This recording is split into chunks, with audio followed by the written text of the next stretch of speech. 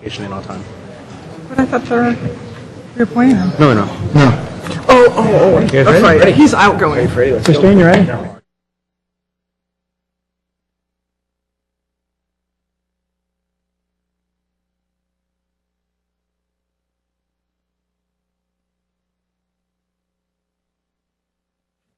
Yes, welcome. I'd like to call to order our June 28th, 2000 meeting of the City Council, including the 28th birthday of my first son today.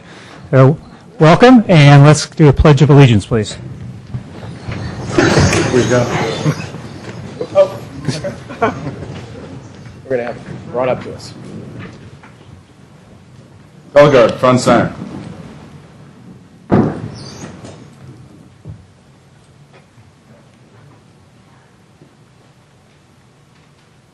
Color guard, please prepare to present the colors.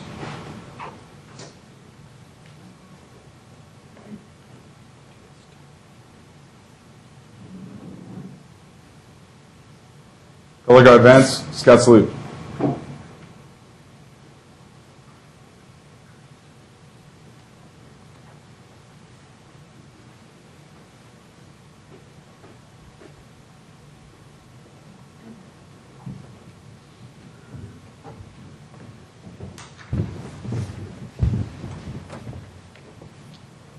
Please join me in the Pledge of Allegiance.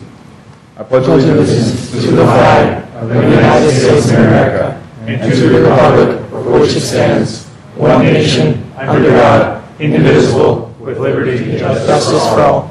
2. Color guard, post the colors.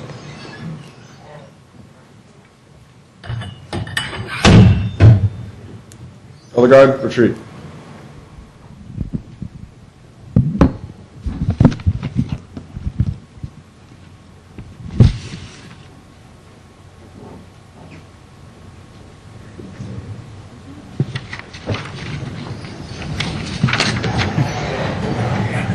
Thank you very much. Okay, second item on the agenda. Any changes to the agenda, Mr. Weiss? We have no changes. Okay. A report from closed sessions, item number 3. Mr. Rubens? Mr. Mayor, there are no reportable items from closed session tonight. Okay. Up to agenda item number 4, council communication and announcements. Okay, Please, Mr. Klein? Yeah, Mr. Mayor, I'll start. Have a handful of things. The first off, and I'm sure Councilman Ahmad will speak a little bit more about this, but on June 19th, or 18th and 19th, we had the vertical challenge at Hiller Aviation Museum. I'm not a big plane guy, but this was a big moment for our town because if any of you have got the Daily Journal insert, we had 2 hometown kids now, they're my age and older, hometown St. Carlins actually in the show. I grew up with both of them, so this is a personal thing too. First Lieutenant Ben Bowman with the Army flew a Chinook, and Captain Dan Fust with the Marines flew a Harrier. So it was a big deal for our town. Not only did we have a great air show, but we had 2 people born and raised in San Carlos performing it. And then also this weekend we had the Relay for Life at Carmel High School, and our mayor will probably speak about this as well. I got to open the ceremony there in the morning on Saturday, so that was a big event. They raised a lot of money for a good cause. And then last, I have a fire board update. We had a fire board meeting last week to clarify the raises that we're getting, which will affect the budget. The bat chiefs this year will be getting a 5.75% raise, and the captains and the firefighters will be getting a 5.5% raise. And that's done with the MOU that was written a handful of years ago. They were to get 2.5% every 6 months, and then every year they would look at the comparable cities, and it's not comparable with San Carlos, it's comparable to the size of the JPA. So they looked at towns with 38 to 103,000 people, and if they fell below the average, they were given a certain bonus as well. So that's why they're not just 5%, they add a couple more. We also had a discussion about hazmat. The hazmat contract came to us for some discussion and direction. The county wants to freeze their contribution to our hazmat program, and the board sent them back letting the county know that we expect them to keep up with the cost increases. So hopefully we'll see a contract that we don't end up having to pay more than our fair share for hazmat, which is a countywide program. And that's all I got. Thank you. Mr. Mudd? Mr. Mayor, we just want to echo Councilman Klein's comments about vertical challenge. It was tremendous, and also having the San Carlos flavor is terrific. The only other thing I wanted to add is that we're still in fire season, and folks, we're coming up on July 4th.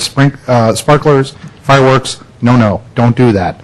We will not only wag our fingers, but we will probably send law enforcement. Mr. Prokop?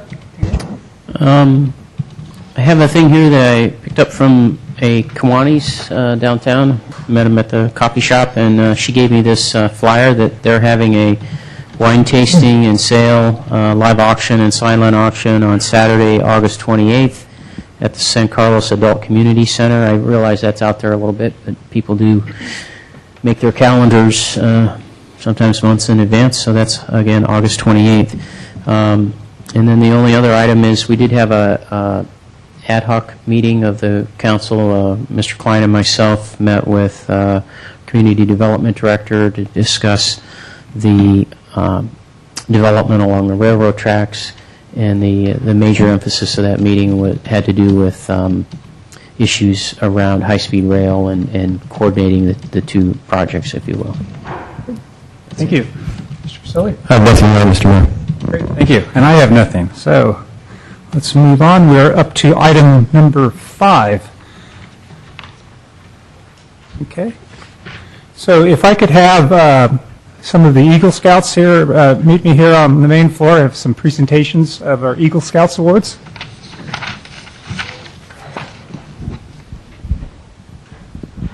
Thank you. Well, welcome. Welcome. So we have here a special recognition. 3 of these gentlemen have attained the status of Eagle Scouts Award. We have Travis Booth, Brian Engel, and Jonathan Thor here with us this evening. So, we have prepared some proclamations, and I'd like to read one of them for you.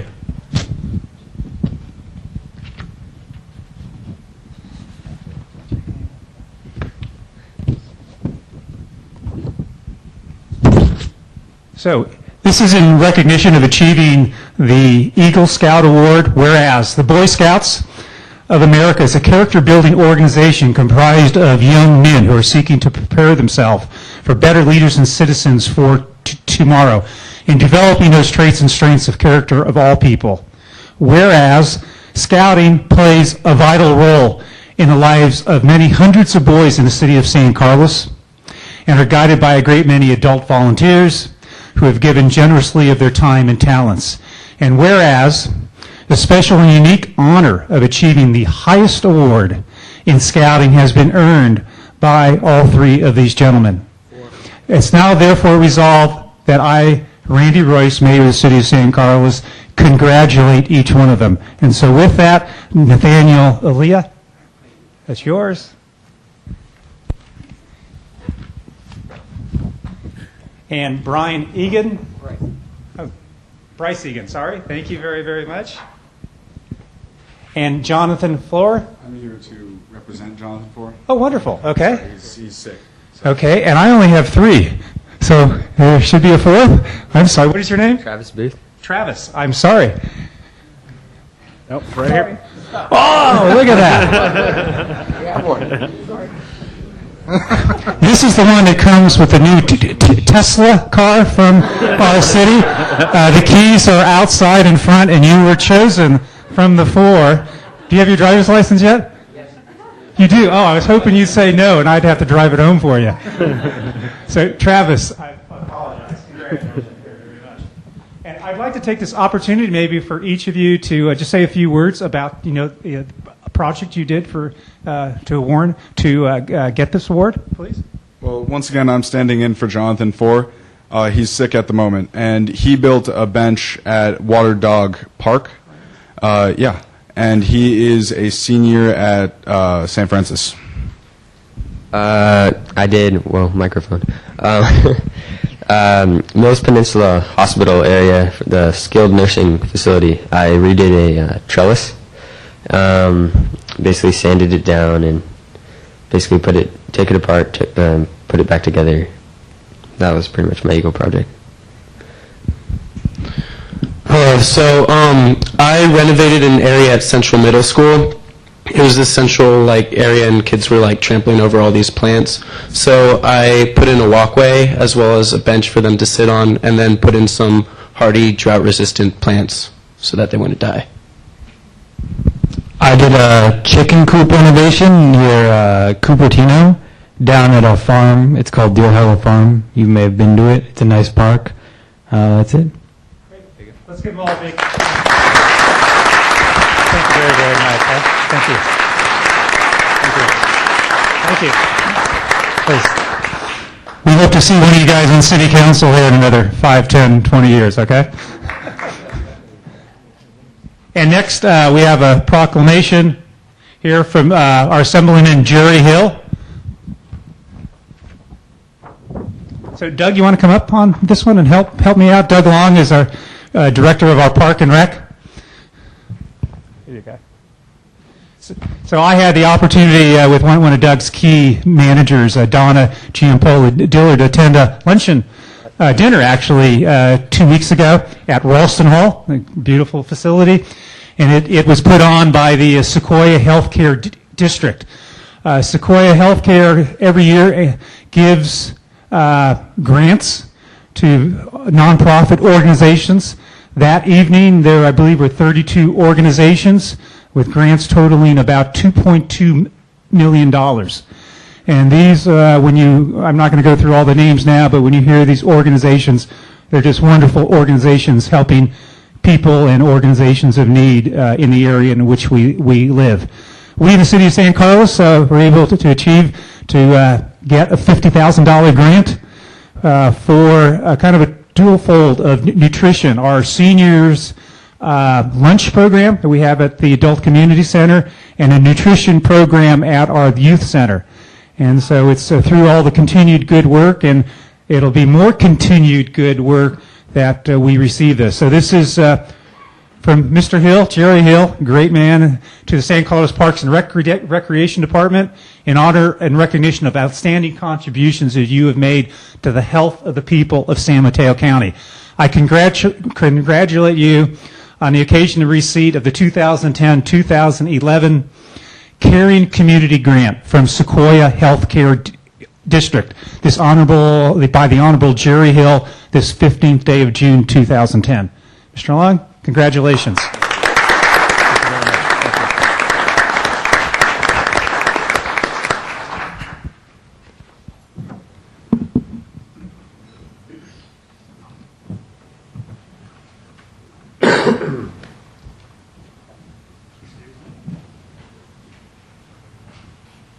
Going to item 12 very quickly here.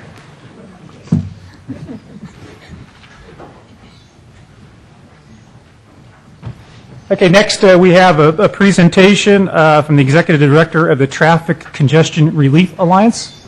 Please, welcome. Christine? Yes, thank you, Mayor Royce, and members of the San Carlos City Council. I'm Christine Maley-Grubel, the Executive Director of the Peninsula Traffic Congestion Relief Alliance.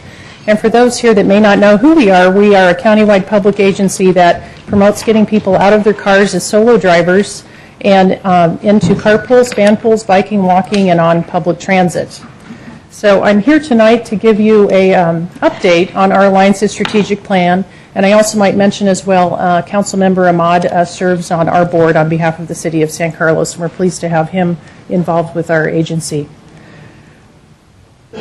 Okay. So we went through a planning process. We have now a new mission statement and program areas. I'm going to also talk about our key goals, objectives, and strategies for each of the program areas and our implementation priorities. Here we go. So we have a new mission statement, which is working together to improve our San Mateo County commute, and we do this by working with employers to develop and manage innovative partnerships to reduce peak period commute trips, with commuters to explore and utilize alternative transportation, and with our public and private partners to collaboratively develop new resources and tools to expand transportation alternatives. So our first program area is working with employers here in the county. I'm going to touch on employer outreach and employer support services in this program area. And as I go along too, or at the end, if you have any questions about our programs, please ask me. So currently, we are working actively with 290 employers, which represent about 108,000 employees here in San Mateo County. So our goal is to increase the market penetration of commute alternatives in the county, and our objective over the next 3 years, it's a 3-year strategic plan, is to increase the number of employees who are taking commute alternative programs by 3%. So some strategies that our strategic planning our plan are to conduct some high-level meetings with the San Mateo County Transit District and CCAG. We are funded by both of these agencies to support their respective goals, market research on initiatives that would lead to increased participation in commute alternative programs. We certainly want to keep the plan updated as we go along too. We see it as a working document. We want to do targeted campaigns in downtown areas and business parks to help build up employer consortiums. We have shuttles that we operate in many cities here in San Mateo County. And also to provide an employer perspective to Samtrans's Comprehensive Operations Analysis TAC, which is a TAC group that will be convening this year to really analyze fixed route service and how shuttles connect up to the fixed route service to ensure that our public transit service and the shuttles as well are operating as efficiently as possible. So some measures of effectiveness include to continue to compare participation not only by employers who currently utilize commute alternative programs with those that don't. Sample those employers as well who aren't currently participating and why aren't they participating. We will also annually calculate peak period auto trips and emissions reduced based on our programs. Another area, program area 1, is employer support services. So here in San Mateo County, we operate the countywide emergency ride home program that provides employees whose employers are signed up for this program an emergency ride during the day if that employee took public transit or carpooled or commute alternatives to work. This provides them with a taxi ride home during the day. We have a bicycle locker program, and also we conduct bicycle safety workshops. So our goal is to provide employer support services to overcome barriers to utilize commute alternatives, and we want to increase employer participation in these support service programs by 5%. Some strategies would include engaging active employers to facilitate participation in additional commute alternatives. So looking at those that are already taking some commute alternative program, they would be a good candidate to perhaps take on another program as well to really have more services and programs to offer to their employees. And we'll also utilize market research and employer outreach to revise and update our programs. Some measures of effectiveness here include employer satisfaction with program delivery and monitoring participation through annual feedback from employers, which we do that through surveys that we conduct. Program Area 2 has to do with working directly with commuters, and I'm just going to touch on direct marketing and communication. So as I mentioned, existing approximately 290 employers, many of these employers that we work with have someone assigned on their staff to actually coordinate the transportation programs for their employees. So we are targeting them. We also attend fairs, certainly employer fairs, transportation and health fairs, and also in the community, some of the community fairs, arts and wine festivals, and other fairs that we can get the word out about commute alternative programs. We continually update our website, which is commute.org, and this website has been structured in a way that people can go directly on the website and apply for many of these incentives directly. So our goal is to provide commute alternative information directly to commuters so that they can make informed choices on commute options. Some objectives are to increase awareness in the Alliance's programs. We conducted a phone survey of residents here in San Mateo County about a year and a half ago, and based on that survey, about 25% of those that participated were aware of the Alliance in our programs. We want to see that increase over the next 3 years, and we have a target of 33%. We'll conduct another survey of that kind within the next 3 years to gauge that. We want to certainly increase website usage, and we want to receive a high satisfaction rate on our follow-up surveys, which we have been doing. We want to continue to increase, of course, the level of satisfaction by those who are using our programs. So some strategies here include developing marketing plans to enhance effectiveness in directly reaching commuters, continuing media campaigns targeting San Mateo County commuters, develop protocols for determining which fairs and events will be the most beneficial for really for our customer, the employer, or if it's a community fair, and also to ensure that we're utilizing our time in the most efficient way. And we'll continue to certainly do some updates to our website to make it as user-friendly as possible. So some measures of effectiveness here include awareness of our programs in periodic general public surveys and looking at the percentage of employers exposed to marketing efforts to try a commute alternative.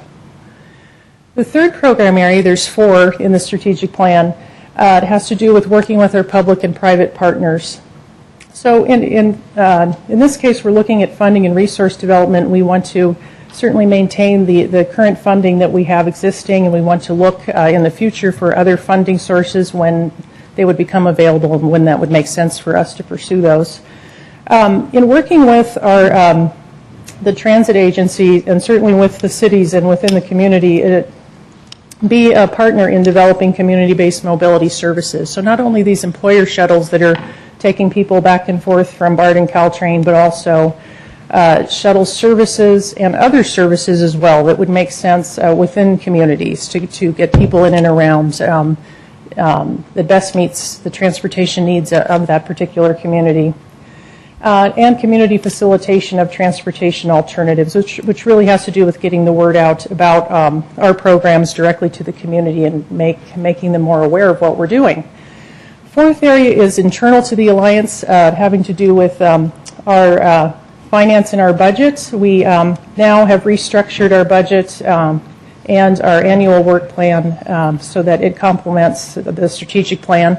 Our Alliance Board just had their meeting last week and approved that budget moving forward. It now goes to our funding agency partners as well, to their boards for feedback and or approval. Governance, we want to ensure that our board members are getting the most that they need to get out of being a participant, I should say, in the Alliance. So we want to work as closely as we can with them to make it make sense for our board members. Administration and business practices, just some things in general related to, we have a great staff at the Alliance that have been there for quite a while, and I want to ensure that they continue in their positions and are motivated in what they do.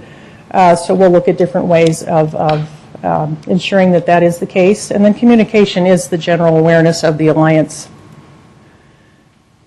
So from the strategic plan, the recommendations that were made and from all the feedback that was provided from our stakeholders, which included our board members, but it also included our funding agency partners as well, they came up with a checklist related to how the Alliance would be prioritizing what we do. The things that we are to consider as we move forward are certainly our contractual obligations, cost effectiveness of our programs, annual mobility benefits, and sustainability of funding sources. So the number one priority here would be to fulfill the obligations of our current funding agreements with our funders, the Transportation Authority and with CCAG, and then reallocating our resources in order to meet our goals and objectives.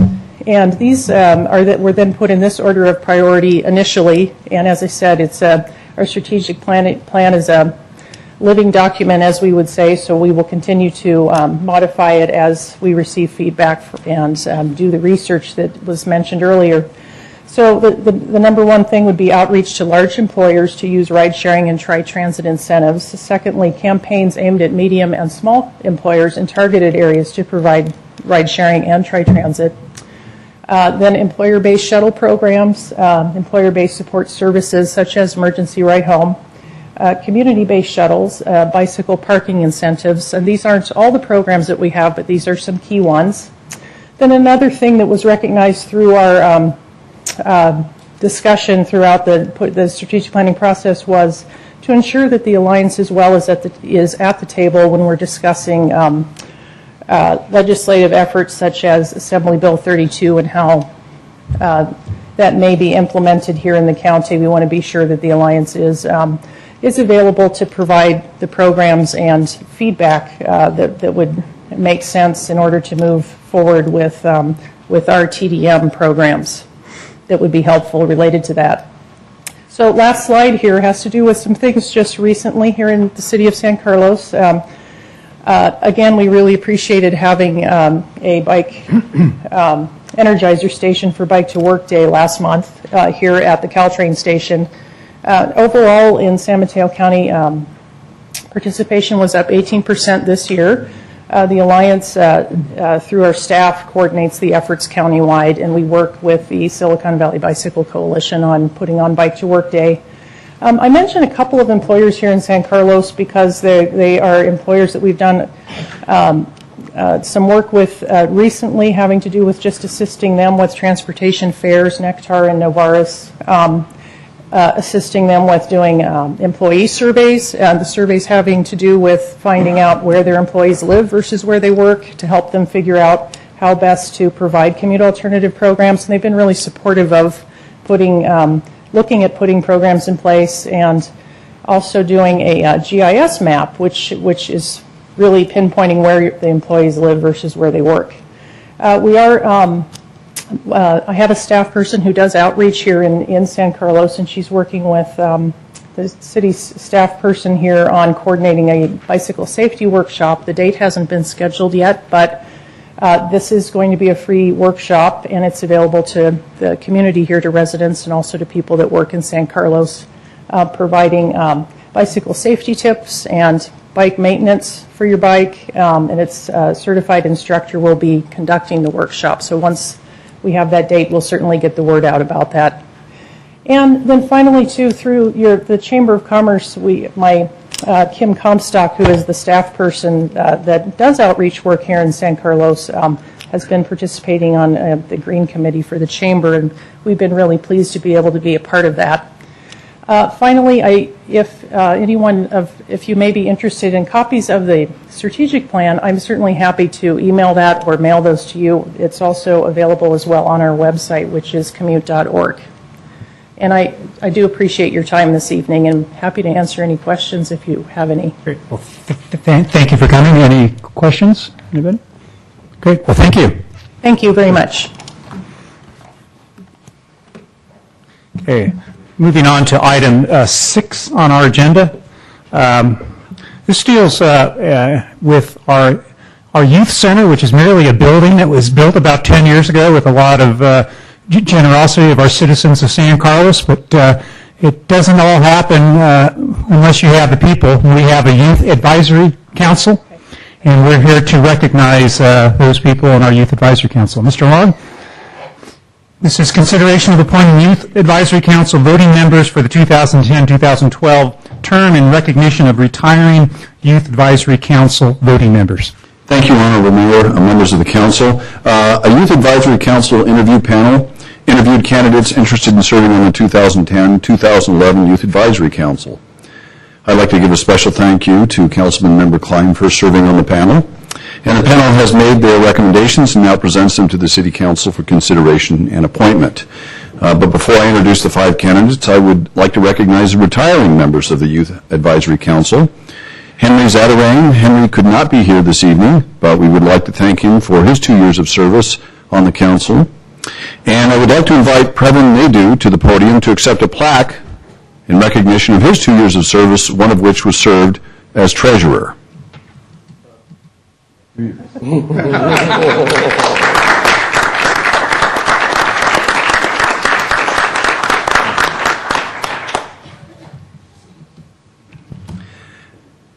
I'd like to introduce the 5 recommended candidates. As I call your name, if you wouldn't mind stepping forward.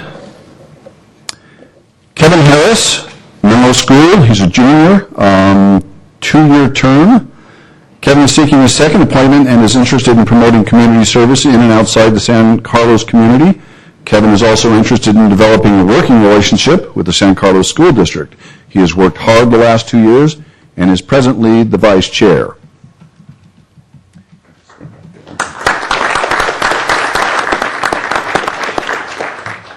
Alex Kuamoto, Carlmont High School freshman, 2-year term. Alex is seeking his second appointment and has worked hard the last 2 years on the YAC. He is interested in involving more youth in local government by putting together a movie documentary on the Youth Activities Center. He would like to contribute his efforts, share his ideas, and help the San Carlos community.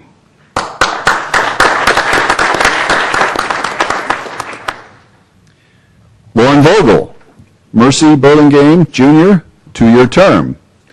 Lauren is seeking her second appointment and has been on the Youth Activities Council Advisory Council for the past 4 years, 2 as a voting member, and is our current secretary. Lauren would like to pursue avenues to assist our youth in caring for the environment and partnering with other agencies that have existing programs for youth.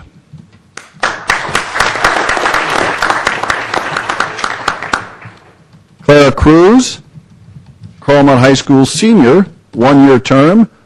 Claire is very active in Girl Scouts. She is currently an ambassador. She is involved in the Leader Reader program through the Belmont Library and will like the YAC to start a literacy program here in San Carlos.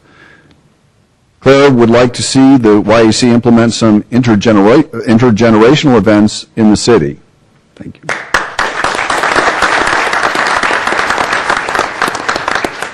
And last, Jack Carlson could not be here this evening. He is from Tierra Linda School, and he's in the 8th grade, and he'll be serving a 2-year term. So I'd like to ask our city clerk to swear in the members. Okay, everyone? Through the chair, do we need to make a motion, Mr. Rubens, on this?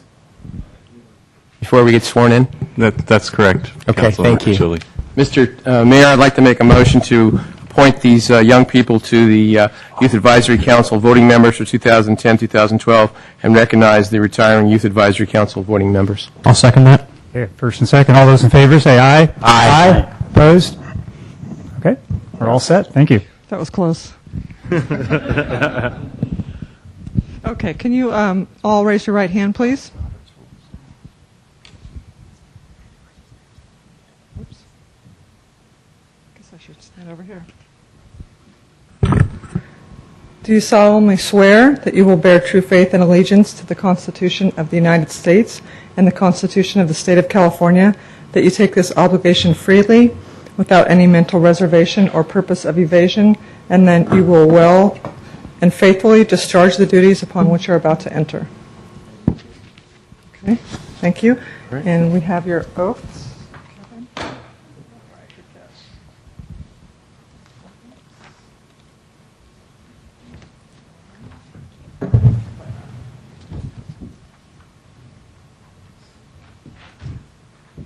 Thank you.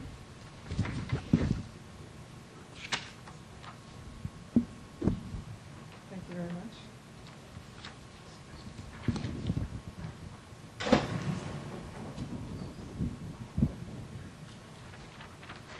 Thank you. Welcome aboard. Thank you. Okay, congratulations, everybody. Thank you.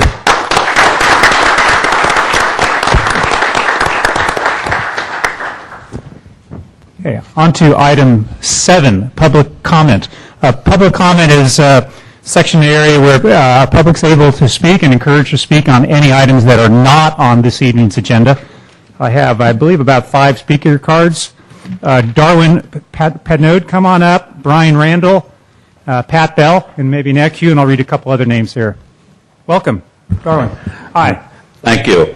First, I want to commend Mayor Randy Royce for his recent comments to the media, wherein he pointed out the disadvantages of submitting some outsourcing issues to a vote on a November ballot. What the media didn't report was, of course, that doing that would cost approximately $100,000, something not in the city budget, something that would cost the actual likely voting person in San Carlos about almost $10 per person. So I commend Mayor Royce on that. When I'm not here, I'm also at home watching the meetings on television. And I notice that when topics come up, quite often the first words out of some mouths are, well, what about our employees? How can we save the employees? How can we help our staff, etc.?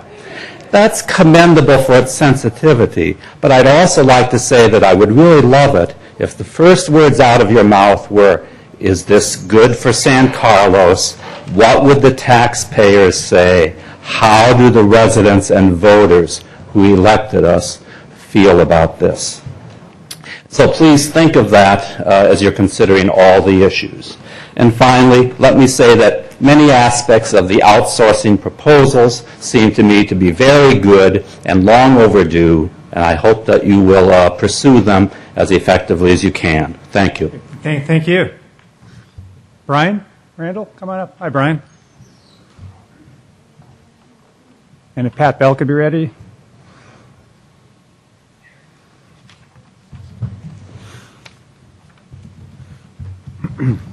Gentlemen, good evening. My name is Brian Randall. I live in San Carlos. This evening, I'm going to talk about the bottom line. In an emergency, I want the best, not the cheapest. And anyone who does not has the wrong bottom line as their priority. The real bottom line in life is when you cannot get your next breath. We have the best now. Don't lose it. Thank you. Thank you. Again, I did want to be careful that we're talking about items that are not on this evening's agenda. I'm not sure where that was directed, but please try to. I'm going in another direction Thank you. entirely for that reason. Pat, welcome. In the first paragraph of the Brown Act, it says that this council exists to aid in the conduct of the people's business. And like the first speaker tonight, I'd like to remind you of that and ask you to think about that. The second paragraph starts, the people of this state do not yield their sovereignty to the agencies which serve them. You serve us. You do not serve the city manager or the assistant city manager. You're not supposed to come in with your own agenda and bulldoze it through. You're supposed to serve the citizens of San Carlos.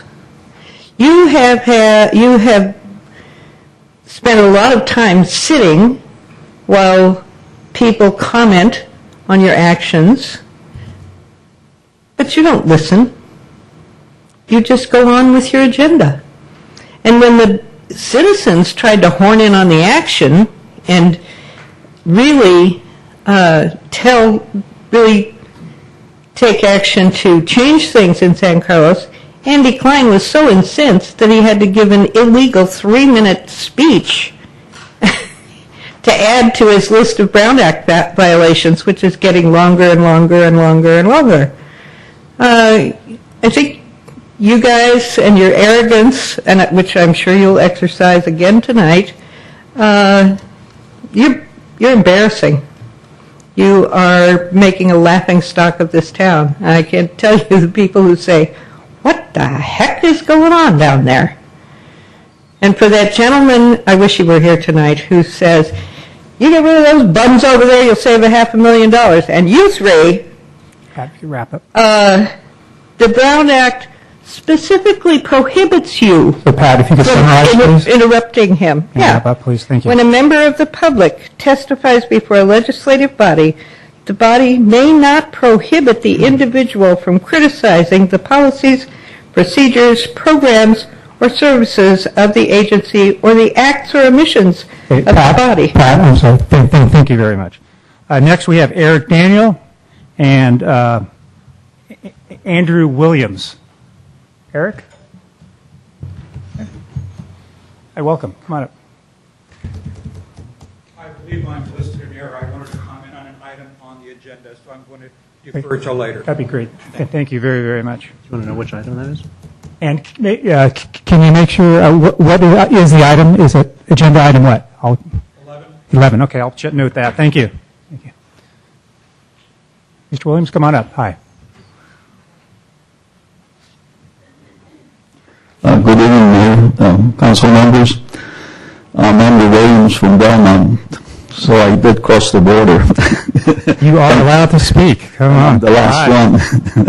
But anyway, to your surprise, and I'm probably going to get shot when I go back to the other side. I want to compliment you. I have been dealing with building inspectors since April, and they're very efficient. I had a project here that the house was basically condemned, and Phil, he's the supervisor, I believe, in the inspection department, and I have worked with Matt. I don't know if you people know Matt or not, but I guess he was a general contractor before, and I didn't know him before either, but I have worked with him for 3 months now, and they have done an outstanding job. And I have dealt with Belmont too, and they're much better because they have this one stop where you can get your permits and licenses. So the bottom line, what I'm trying to say is that I hear that some of the people in the building department, for example, like Matt, is going to be let go. And I think it's a big mistake because that's where your lifeline is. That's where you make one-on-one contact. And that's where money comes in. And if we delay these projects, you actually delay your income. So I very seriously want you to reconsider that. And I don't know him personally or anything, and I don't know Phil either, but they're doing a very good job. Your system is working, and don't break it now. Anyway, thank you. Okay, thank you. Okay, we're moving on to item 8. This is approval of the consent calendar. Consent calendar are items considered to be routine and will be enacted by one motion. There'll be no separate discussion unless members of the council or the public or staff ask items to be pulled and specific items be removed for separate action. So with that, move for a motion here. Mr. Mayor, can I pull 8H just for a question of clarification? H. And I can get it done in 2 seconds if you let me. Got that? Anything else, Mr. Grocott? Yes, I'd like to pull C, D, and G. C, D, and G. G. Thank you. Thank you, Bob. Mr. Groh. Okay. So I have C, D, G, and H. Hear a motion? Mr. Mayor, I'd like to make a motion to approve items A, B, E, F, and I on the consent calendar. Second. We have a first and a second. Roll call. Councilmember Mon? Yes. Councilmember Grisilli? Yes. Councilmember Grocott? Yes. Councilmember Klein? Yes. Mayor Royce? Yes. Okay, so what I'll do on those 4 items, I usually try to get through those right away, but due to the audience and people waiting around, I think, for the agenda number 11, I'm going to move these to the end of the meeting. After 11, we'll talk through those at that point of time. Okay. 9 are reports to council. Mr. Weiss, any reports? We have no additional reports. No reports. Okay. So just to let everybody know, we have 2 items under 10 under finished business and then new business 11A coming up. So first, under unfinished business 10A is consideration adopting a resolution of the City Council authorizing the city manager to award contracts to Gachina Landscape Management and Echo Landscape for maintenance service. Mr. Long, you have a short report on that? This will be very brief, Mr. Mayor. Doug Long, Parks and Recreation Director. At the June 14, 2010 City Council meeting, the City Council authorized the city manager to prepare contracts with the Gachina Landscape Management and Echo Landscape for maintenance services. The city manager has prepared the attached contracts, and they'll be attached to your report, for council approval, and we're seeking authorization for the city manager to award these contracts. I'll be happy to answer any questions you may have. And I just also want to remind you once again that we do have representatives from Gachina Landscape Maintenance here if you have any questions for them. Questions? Mr. Grocott. I just had one question, and this was brought to my attention by a member of the audience at the last meeting where we looked at this, and that was they were asking about the verification of Social Security numbers of people who work for us, essentially, through Gachina, and if there's a process for that. Yes, there is. There is a process to verify Social Security numbers for each one of their employees. That there is a process that will be used? Yes. Right. Okay. Very good. Thank you. Okay. Any other questions? Okay. Hear a motion? Mr. Mayor, move adoption of resolution number 2010-. 53. Resolution of the City Council of the City of San Carlos authorizing city manager award contracts for maintenance services to Gachina Landscape Maintenance and Echo Landscape. I'll second that. Okay, any discussion? Okay, roll call? Councilmember Mod? Yes. Councilmember Grisilli? Yes. Councilmember Grocott? Yes. Councilmember Klein? Yes. Mayor Royce? Yes. 10B is consideration of council resolution to adopt tentative management group salary and benefit resolution. Mr. Weiss? Mr. Mayor, members of the City Council, the item before you is an item that we've been discussing for some time relating to salaries and benefits for the management group. As the council is aware, we've begun the Meet and Confer project for many of the labor units within the city, and the charge has been to try and obtain some concessions from the labor groups as part of the budget process so that we can make strides towards balancing our budget. The item before you is specific to the management employees. It relates to about 20 employees within the city of San Carlos. The term of the agreement, as outlined within the staff report, is a 2-year term, and I should note that this is an addition. This equates to about a 5.3% reduction in total. It's in addition to 2.75% this fiscal year that has been granted previously a few months back. As you might remember, this year was to be the 3rd year of an agreement that the management group had entered into 3 years ago with the City Council that provided for a 2.75% increase this fiscal year. That was in consideration of some concessions that were made in the prior agreement relating to a second tier for benefit packages or second tier for retirement packages, as well as other concessions such as the elimination of the pay for performance program and the like. As we approached the 3rd year, our budget situation continued to get worse, and so we talked with the management group and agreed to suspend the 3rd year of the agreement, and so that 2.75% raise that was to be awarded July 1st was no longer in effect. The terms before you tonight reduced base compensation from existing employees an additional 5.3%. That includes salary adjustments, reductions in holiday pay, the elimination of payouts for vacation accrual, another tier to the retirement program moving forward. That's an item that will need to be negotiated with all of the bargaining units to be effective. Freezes to the city's contribution to health, dental, vision plans, elimination of the deferred compensation program that the city had in place on behalf of the management employees, and some other minor adjustments to the contract that are itemized within the report. I'm pleased to report to you that we've met with the management group. They're in agreement with making these concessions in consideration. Obviously, it's only part of the solution. The action you just took with respect to the contracts for parks maintenance has a value in the neighborhood of $400,000. This has a value in the neighborhood of $250,000 in addition to the $100 and some thousand that deferral of the increase in July had. The difficulty, of course, is when you've got a $3.5 million deficit, this doesn't get us to where we need to be in terms of balancing the budget. And in accordance with that, we have other items on the agenda starting this evening. But this is before you for approval this evening. We will then continue to work with the other bargaining units in an effort to make progress in those arenas as well. Mr. Mayor. Thank you. Questions? Yeah, I'll start. Mr. Weiss, you talked about, so in March, the management group came and they gave back that 2.75% COLA, and then now they're giving up 5.3%. So for this coming up fiscal year, that's an 8% give back total, correct? Okay, and then my other question is about the retirement. We are going to 2% at 55, and if I do my math right, and there's a little section in this report, so prior to 2009, our management employees were given 2% at 55?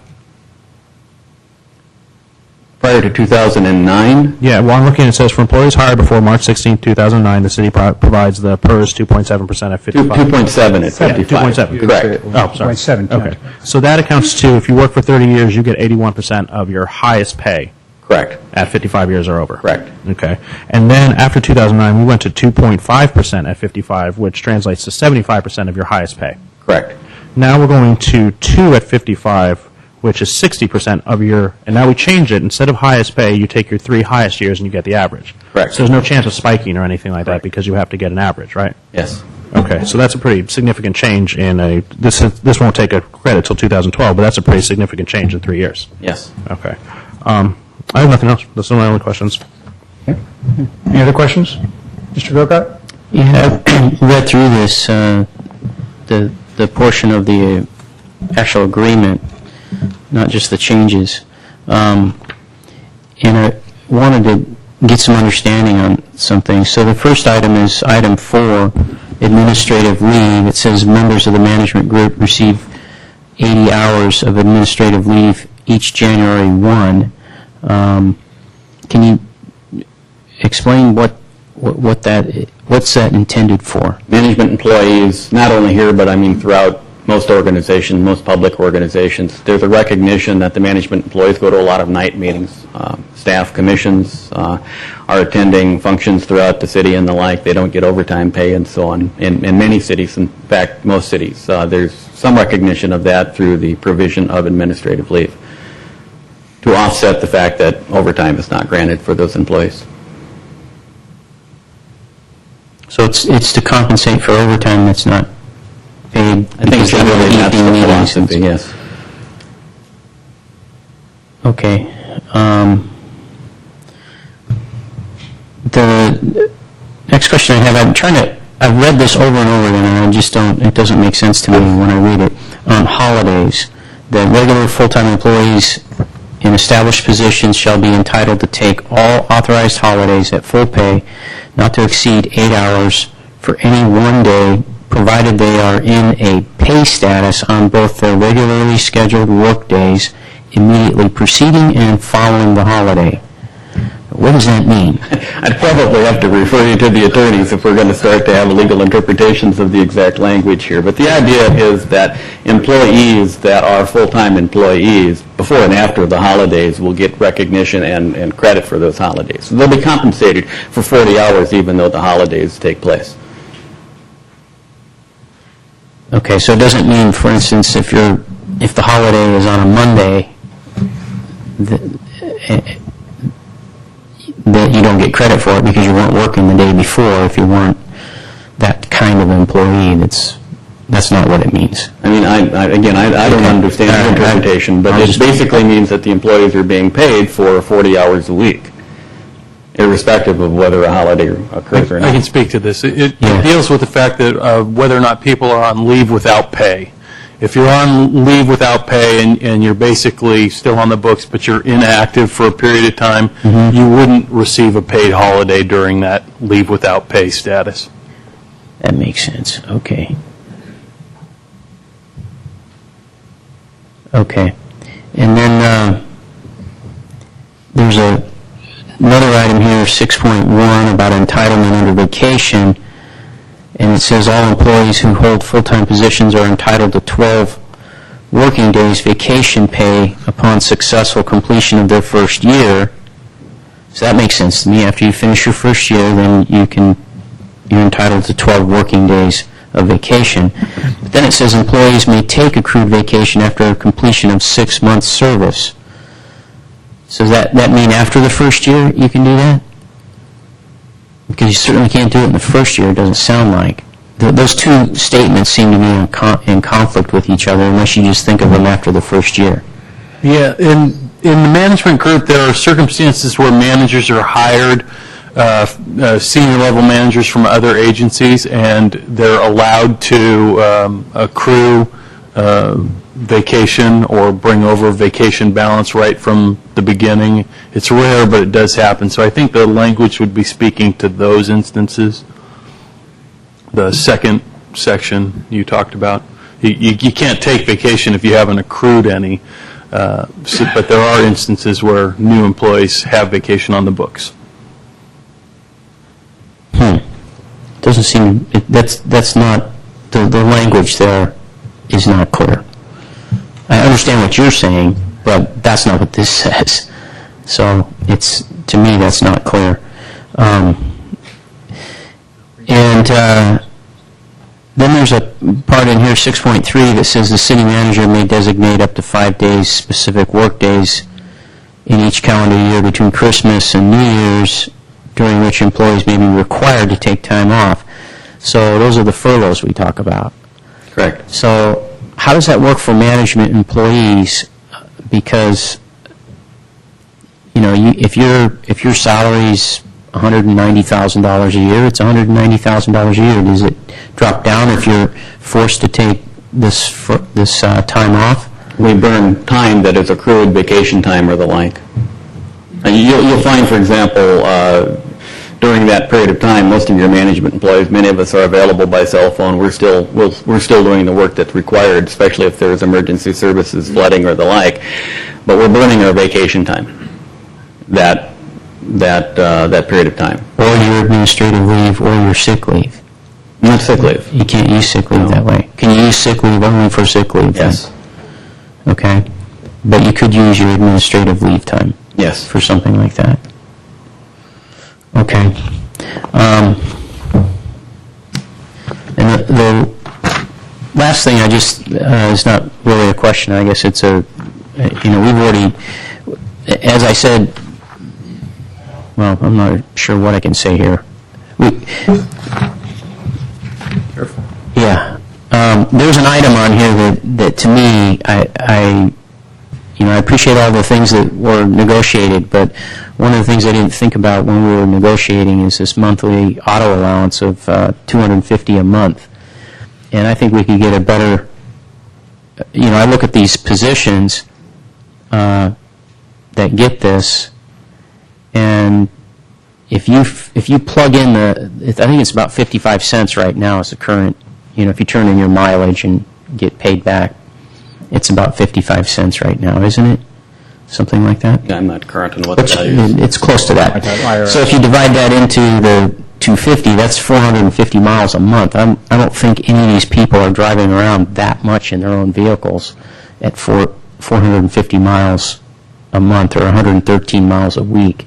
So I think we could get, you know, better value if we didn't offer this anymore and actually had people turn in their mileage for whatever they're using their own personal vehicles. But so with that, is there any proposals or any changes you're recommending to this? That's the one. The last one? Yeah. Okay. Is there any interest in any other council members to pursue that? Are we just asking questions first and then discussing? Because we're going to have... Yeah, we're at public question comment, yeah. stage right now, and I just went through all my items. Okay. Any other questions? Matt, do you have others? No questions. There's some things when I Okay. asked about these things that I would like to discuss with council. Okay. Other questions? No, just Mr. Mudd. Mr. Weiss, one of the challenges that we've had on council is we're hearing management is just not giving enough. You know, that we got a bunch of fat cats sitting up on the second floor of City Hall and they're not doing anything. I just want to get this clear. This management unit was supposed to get a 2.75% increase. They turned that down without us really asking. And we've come back and now we're getting additional funds that this group is giving back.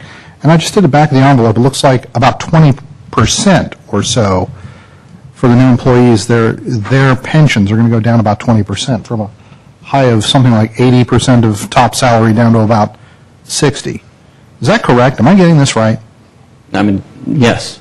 Okay, so the management unit has, I think a way to describe it is they got some skin in this game, don't they? They have a lot of skin in this game, as you would put it, both in terms of the deferral that was taken in July, as well as in the actual concession and the cuts being proposed here.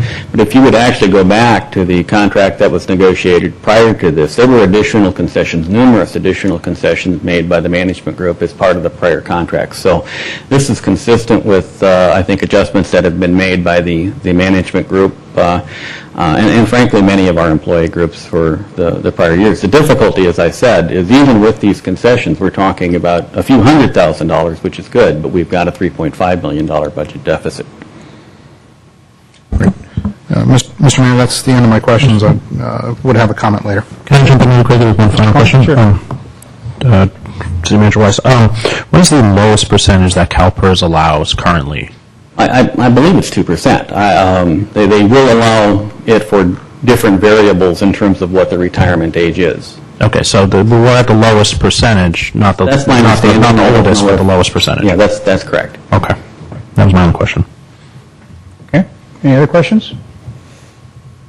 Okay. Motion here.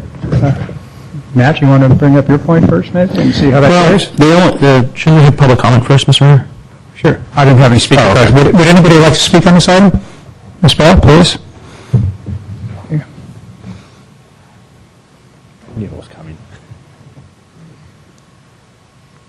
I applaud management for coming up with this. I have heard the same things Mr. Ahmad referred to.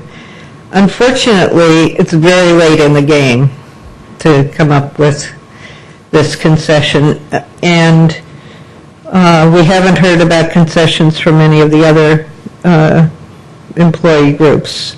So we're outsourcing whole departments here, and we haven't really pursued this kind of thing in a meaningful way. Other cities are doing 15%. Cal Fire, where Andy wants us to get our fire service, just did 15%. So I think this is great. 8% is great. If we did 15% for the whole city, we'd be almost there. We already saved $1 million tonight out of 3.5. A couple more nights, you got it done. Thank you, Pat. Anybody else like to speak on this? Brian, please.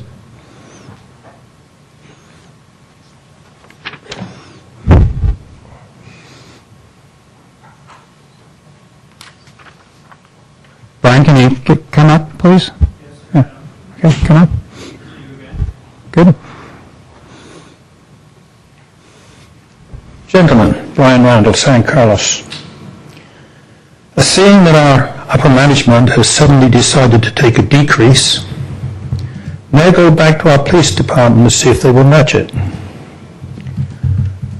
I don't know what our police officers want, but I want them to stay as they are. They have served me well for 40 years. For all I know, they may be sick and tired of the recent treatment here, but I don't know that. I want to see them stay. Thank you very much. Okay, thank you. Okay. Would anybody else like to speak on item 10B? Mr. Mayor, I move adoption of resolution number 2010- resolution of the City Council of the City of San Carlos adopting the salary and benefit resolution between the City of San Carlos and the management unit. You're a second on that? I'll second. Okay, first and second. Are you guys having any discussion? Before we vote on that, please, Mr. Grovat? So the reason I brought up and I asked for some clarification on some things is I'm not pleased with 6.1, the language of it. It's unclear, and I think it needs to be clear. When I look at all these different items, administrative leave, holidays, and vacation, even in an employee's first year, because a vacation adjusts as you're on board for, more years of service. Administrative leave is 80 hours or 2 weeks. Holidays, you add them up, it's 80 hours or 2 weeks. Even in your first year of employment, you get 12 days of vacation. That's 2 weeks and 2 days, essentially, if you think of a work week. After 4 years, you're up to 16 days, so that's 3 weeks vacation plus an extra day. And I add all that up, and that to me is a lot of time off for any employee, whether it's management or any other. And I guess if I were to dig into this, or if we were to dig into this, I think the schedule on the vacation accrual is a little generous, and 2 weeks of administrative leave seems generous. I take what Mr. Weiss has said about, well, it's, the philosophy is it's to pay, these people don't get overtime. Well, of course they don't get overtime. It's a position where you're running the business essentially, and when you run the business, you don't get paid overtime.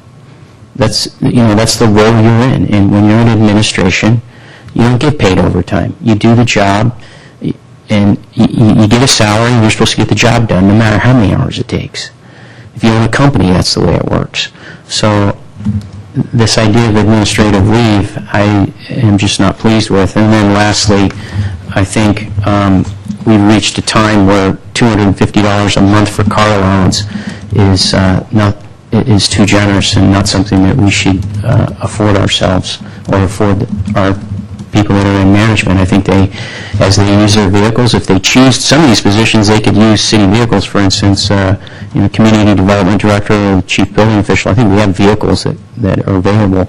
But in any regard, thinking that somebody drives around here 450 miles a month going to wherever, I don't know where they're going, but I think we could save some on that if we negotiated that away and just said, turn in your expense report and we'll pay it.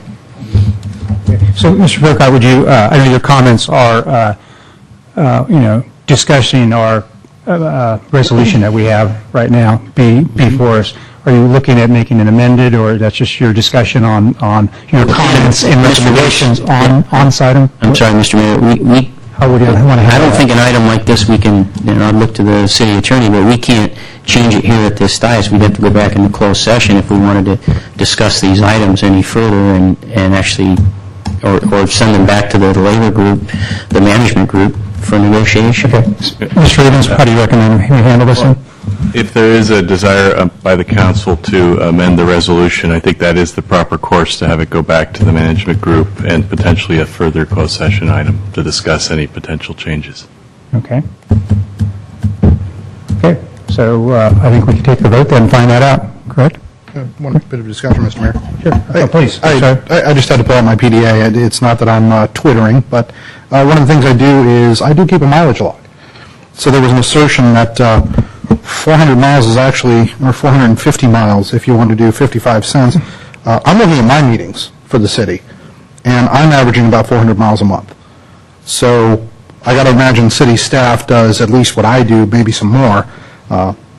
I have a number of regional appointments, so I do go out and represent the city on different things. These are not mandated, but I do that. So the idea, I've never turned in an expense report. I know that there's a form that you could probably do, but just as a function of principle, I'll never turn in an expense report. But for just a basis of comparison, this is what I'm doing as vice mayor. I imagine other city staff does the same. If there is an opportunity to move people to city-owned cars, I would encourage it. Okay. Other thoughts before we take the vote? Yeah, one issue, and I'm going to vote for this, but with the 2% of 55, I just think it's value in saying that, I wanted to see a farther push out, but 2% was my big deal. I wanted to get to that first, and I think we can fight another day about when it's proper to retire in this day and age. But I think that the 2% was my main goal, so I'm going to keep my mouth shut about the other one right now, and then we'll just move on. Okay. Good. Recommend we call the vote. You ready? Councilman Armand? Yes. Councilman Vasili? Yes. Councilman Burkhardt? Well, I suppose if this is as good as we're going to get, then I'll vote yes on it. Councilman Klein? Yes. Mayor Royce? Yes. Great, thank you.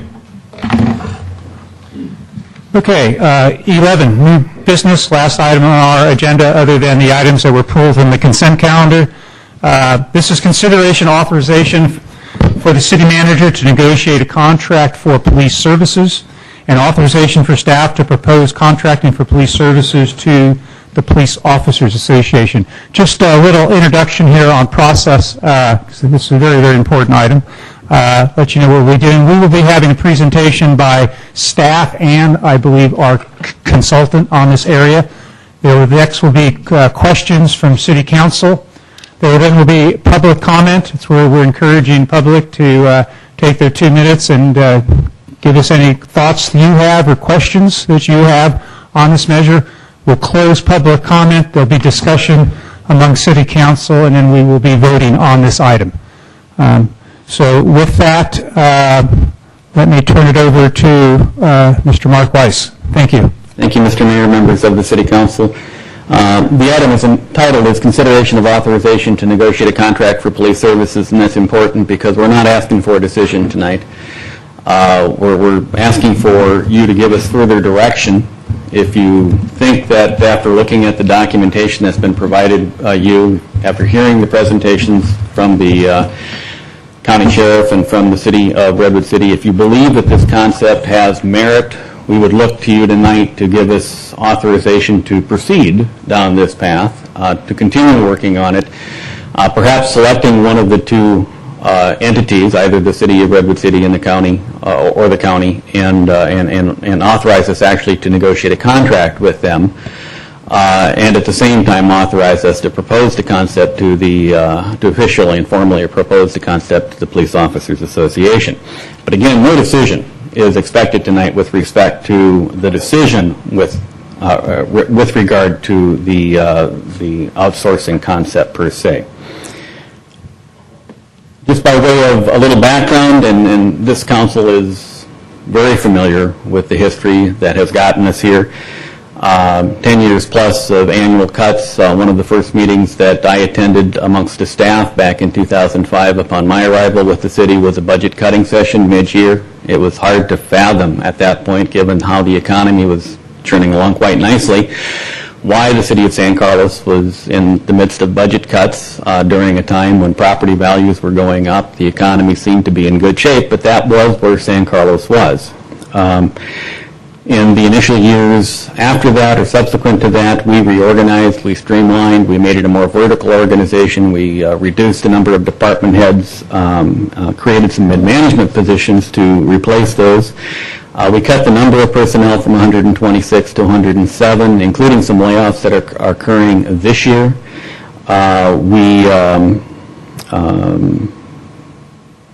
Reached a point that in mid-2008, I addressed the City Council and suggested to you that despite all of the reductions that we had made up to that juncture, that we had truly reached the tipping point. And it was a book that had been printed at that time that talked about the concept of a tipping point where you reach a certain point where changes happen very, very quickly. And I thought that we were at that junction in 2008, that we had trimmed, we had cut, we had reorganized, we had done a number of things to try and make the city more efficient without noticeable consequences within the city perhaps, but that those days were soon to end, that the reductions that we were looking forward to in the coming years were going to be much more dramatic, much more draconian, and much more noticeable by the citizenry of San Carlos. We recommended at that time that we declare a fiscal emergency and put an item on a ballot in 2008 for a revenue measure to give the opportunity for the community at that time to determine whether or not it wanted to sustain the current level of services with a supportive revenue measure. We did not get the necessary unanimous vote of the City Council in order to accomplish that at that time. Of course, later that year, we had a fiscal collapse within the country. That was after we had asked the Council to declare the fiscal emergency. And that's an important point, because what we're talking about now is not a blip. It's not a minor thing that is facing the city. It's not something that's going to be easily corrected once we actually get out of the current recession. This is a systemic problem that has been with the city for a number of years prior to the economic recession and collapse that we're currently experiencing. We put a measure on last year. It didn't require the unanimous vote. In Measure U in 2009, it failed in the city of San Carlos, and so in the last 6 years we've had 2 fire measures fail, and we've had Measure U, which was a general tax that failed. It became clear to staff at that point, multiple attempts to address the issue from a revenue standpoint within the city of San Carlos, that the desire within this community to pay for services through additional taxes simply did not exist. Well, where we are today is that the revenue projection for next year's base budget, which is to sustain the current service level, is a $3.5 million deficit. It's over 10% of your general fund budget. The graphic, I'm stalled here for some reason, Jeff. There we go. The graphic depiction is what you saw there before. It's simply the chart goes like this. I mean, you end up not having the revenues to support the expenditures that you're incurring. In the base budget over the last 5 years, this depicts what's happened there. You can see that we've cut, and these are real numbers. These are not adjusted for inflation or anything like that. Administrative services has been cut from $2.8 to $2 million. That's a 27% reduction. Parks and Recreation has been cut by 12.6%, 5.1 to 4.5 million. Police and fire expenses, our public safety expenses, have gone from roughly 50% of our budget to over 60%. Fire has grown by 30%. Police has grown by 21.2%. And the important thing to recognize there is that police has grown by 21.2%, despite the fact that we've reduced a number of positions within the department. We've contracted out dispatch, and despite those cuts, the budget has grown. And we can talk about the reason for that. We've talked about it repeatedly with the City Council. Much of it has to do with the fact that benefits were granted back in the early 2000 to 2004 period that were established in arrears for employees that were here at the time. Those benefits created a side fund that need to be paid irrespective of whether or not those employees, most of those employees have retired, they're gone, and yet the side fund is there, we're having to pay for that. That's been incorporated into our rates with PERS. In effect, we're asking current employees to make salary concessions to pay for benefits that were granted to a previous generation of employees. And you're doing the same thing in terms of trying to pay for benefits that were granted by a previous generation of City Council members or a previous generation of management staff.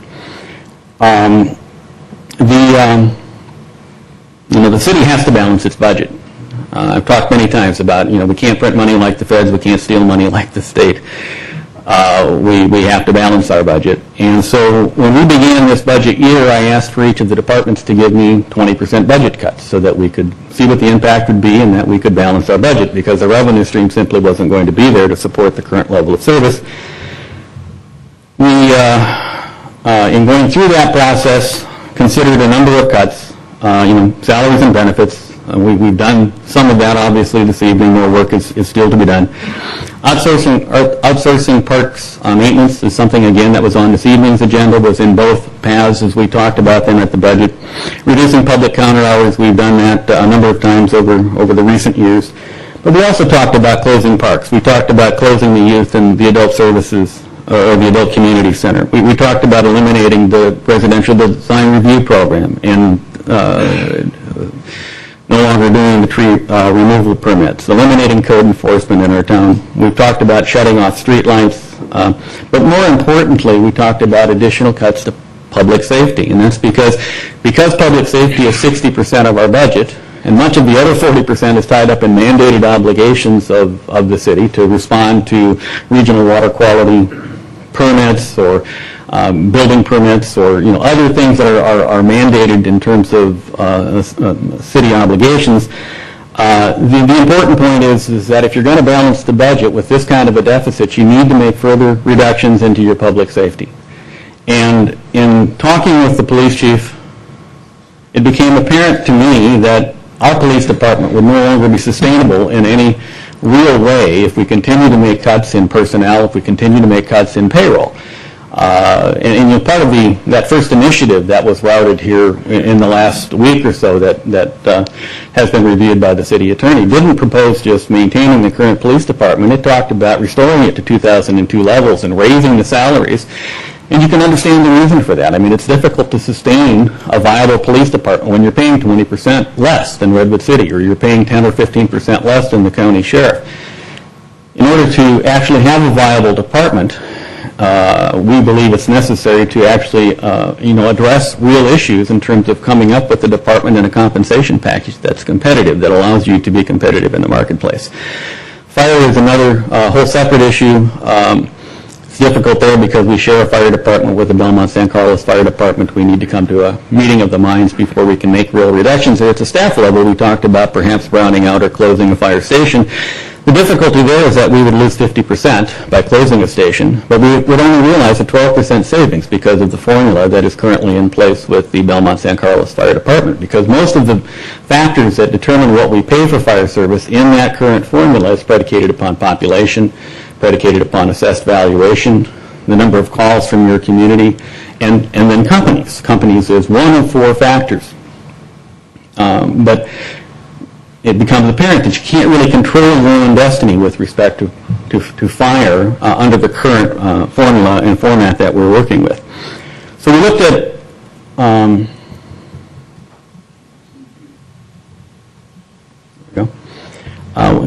we looked at that scenario and decided, those are pretty draconian. It's going to change the very nature and culture of the civic organization as part of the fabric of the community.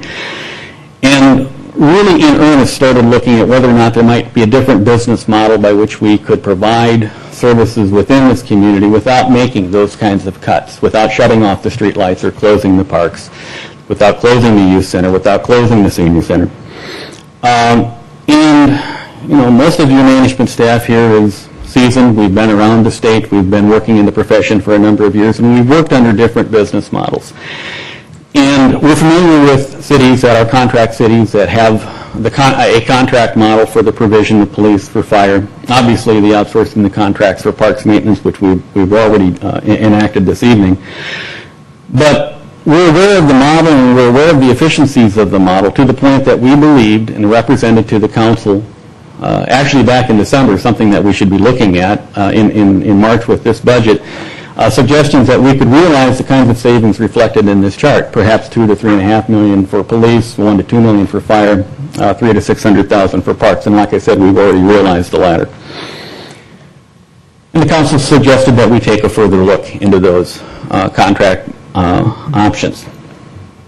Part of the reason that we, as we investigated this more and more, that we got more and more comfortable, is we looked at costs that other cities have borne with police departments via the contract model and the in-house police department model. This is an actual page out of a Ralph Anderson Associates study that was done for the city of Yorba Linda late last year. And it says, it's too small perhaps to read there, but several general conclusions jump out from the data in this chart. First, the cities which contract for law enforcement services pay much less per capita for these services than those cities which have their own police departments. And you'll see from this chart, the lower left, Yorba Linda was looking, and they were actually concerned because they knew that they were paying more per capita than some other contract cities in the neighborhood. Lake Forest, Chino Hills, Diamond Bar, for example, and sure enough, the report concluded that, well, they were indeed paying a little bit more than those other contract cities. But then they looked at others, because one of the things that they were looking at was creating their own in-house department.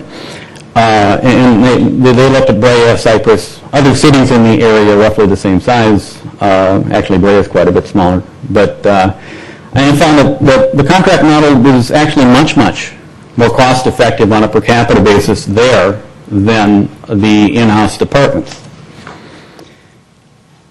We thought, well, that's fine. That's Southern California. Maybe it's not true here. And we've indicated many times we run a very frugal operation. And what we're talking about here is not an indictment of our parks maintenance crews or our fire department or our police department. We think we run a very efficient and good operation. And frugal. I mean, you look at the per capita budget for the city of San Carlos for police services compared to neighboring cities, $310 per capita. It's less than your neighboring cities that have in-house departments. We pay less. We think we're efficient. We run a very fine department. But when you look at other cities in the area that have contract departments, that contract, in these cases, primarily with county sheriffs, you find that our $310 per capita does not look quite so favorable. Cupertino, Saratoga, Danville, Windsor, Rancho Cordova, all pay substantially less than we do on a per capita basis for police services. They are all contract services. So the same thing that we found in Southern California seems to be true in Northern California for cities our size. The contract model is, on a per capita basis, certainly is more cost effective. A few weeks ago, there were some flyers being distributed throughout San Carlos suggesting, well, this transition doesn't always work, that we ought to call the city of Sonoma. As a city that had a department went to a sheriff's department, so we did that. Sonoma contracted for police services in 2004. They entered into a 5-year contract. I called the city manager in Sonoma. She wrote me back and said, and I called her because, I had understood that there was some movement in our community. The flyer Some other comments, there was an editorial in one of the papers suggesting that there were some issues with the Sonoma contract, and I talked with or sent an email actually, voicemails with Linda Kelly, and she wrote me back to suggest that to your questions about there being some rumors about controversy or a mistake in contracting with the Sonoma County Sheriff's Department, this could not be further from the truth. In my 2.5 years here, I have not heard these accusations from any corner of the community. On contrary, the benefits have been far-reaching. And then she left me a litany of reasons why contracting has been good for Sonoma. But perhaps the most telling issue with respect to verification of that comment from the city manager is that the city of Sonoma unanimously renewed its contract, unanimously renewed their contract with the county, not for 3 years, not for 5 years, but for a 10-year contract period just last year. I put in your packet some newspaper articles and a mid-year analysis that was done, a midterm analysis that was done in the city of Sonoma with respect to this new contract option, so that you've got additional background information on that particular concept within your packet. I should indicate that there's well beyond cost. I mean, in talking with Sonoma and talking with some of the other cities that we've talked about or talked with regarding this concept, they actually make strong testimonial arguments about why this is a better service model for cities of that size. It goes beyond cost. Cost I don't think is something that we debate a whole lot given the data, but they talk about access to specialized services. If you have an incident in your town, you may not have a specialized person who actually knows how to investigate that particular type of incident, whereas in a larger organization, you've got more specialists on board that can address specific issues that might come up, specific incidents that might happen in your community. There's better communication. Crimes don't recognize, or criminals don't necessarily recognize the boundary of one city vis-a-vis another. They may not even know when they're going across boundaries from Redwood City or San Carlos. But if the larger organization are in briefings every day talking about the issues, they know across boundaries whether those incidents are a problem or not, or an issue for a region. You're able to contract for tailored services to your particular community, and you're more flexible and nimble, so that if your community changes or if new issues come up in your community, that you can tailor the organization or tailor the contract to meet your particular needs at any given time, and you can do it much more quickly than trying to change the culture or the organizational structure of a department as a whole. And I think it's important, we've talked a lot about the cost. I don't know that we've talked enough about the benefits of the service model. And I think that's something that if you decide to pursue this further, that perhaps over the next couple of months we should focus on more.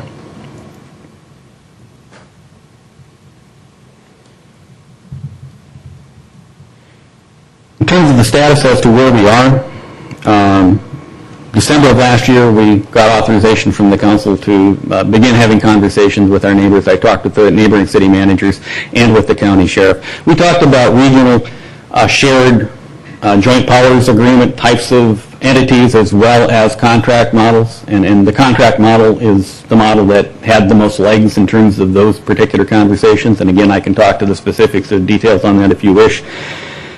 The bottom line is that we received 2 proposals for services on a contractual basis, one from the city of Redwood City and one from the county sheriff. Staff hired a firm called Commonwealth International to review the proposals that were submitted. And we have it on tonight for you to give us some direction, as I talked about earlier. We invited both the city of Redwood City and the county sheriff to talk with us. They've made those presentations. I'm happy to report that in your packet, and actually we gave you a small updated version of it that provides a bit more background on Mr. Rogner and Commonwealth International, a few other minor changes on the dais this evening.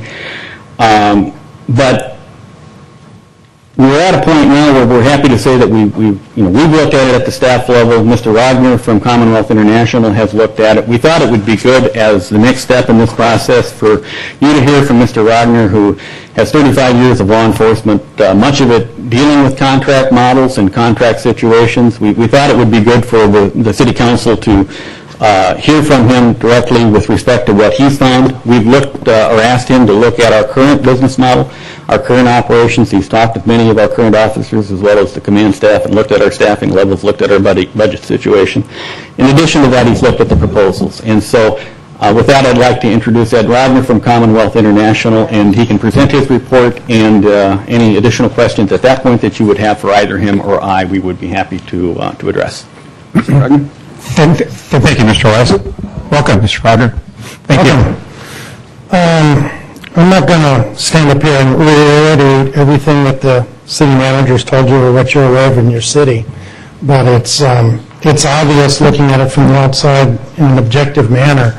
You've slowly been dismantling your police department for almost 10 years now, and you've got them down to the point where you've taken an excellent organization and you're reducing them to a calls for service agency. And if this trend continues, it's going to start to impact the community if you make further cuts.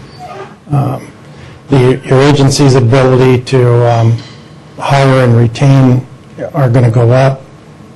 Individuals that you do manage to hire, since you're offering less than all your surrounding agencies, as soon as they get trained, they're going to move on to better opportunities, and then you're going to repeat the hiring and training cycle and all of those costs. So you're pretty much in a difficult situation. Now, I realize that contracting up here in this part of the state, although it's starting to grow, isn't near as prevalent as what we do down in Southern California. In LA County, nearly half of the cities are contract cities. And they're adding 2 more July 1st, and they're doing a study on one of the larger cities in the county, Pomona. They just turned in the study on that one last week. So it's building in that ability of our legislature to handle the state's revenues, local governments in a serious situation, and regionalization of some form is probably what's going to be the local governments of the future, whether it's just police and fire or other services. The 2 studies that you have, they're both preliminary studies. They're not anywhere near finalized form, but both agencies spent some time thinking them out, and I think their proposed staffing levels are very similar and probably doable for you. There are a few differences. The Sheriff's Department has relief built in, which means that no matter what happens, you've got your 3 cars in the city all the time. The Redwood City, with their 10-hour days, that's a little less of an efficient system. It's a little bit misleading where they talk about overlap between 2 shifts. You've got one shift getting off, you have another shift coming on, so that entire time you really don't have all of those extra officers out there. It's not quite as good as it looks on paper. And there's times that the Redwood City proposal cuts you down to just 2 cars in the city, and I would say that's less than community safe level than what you need.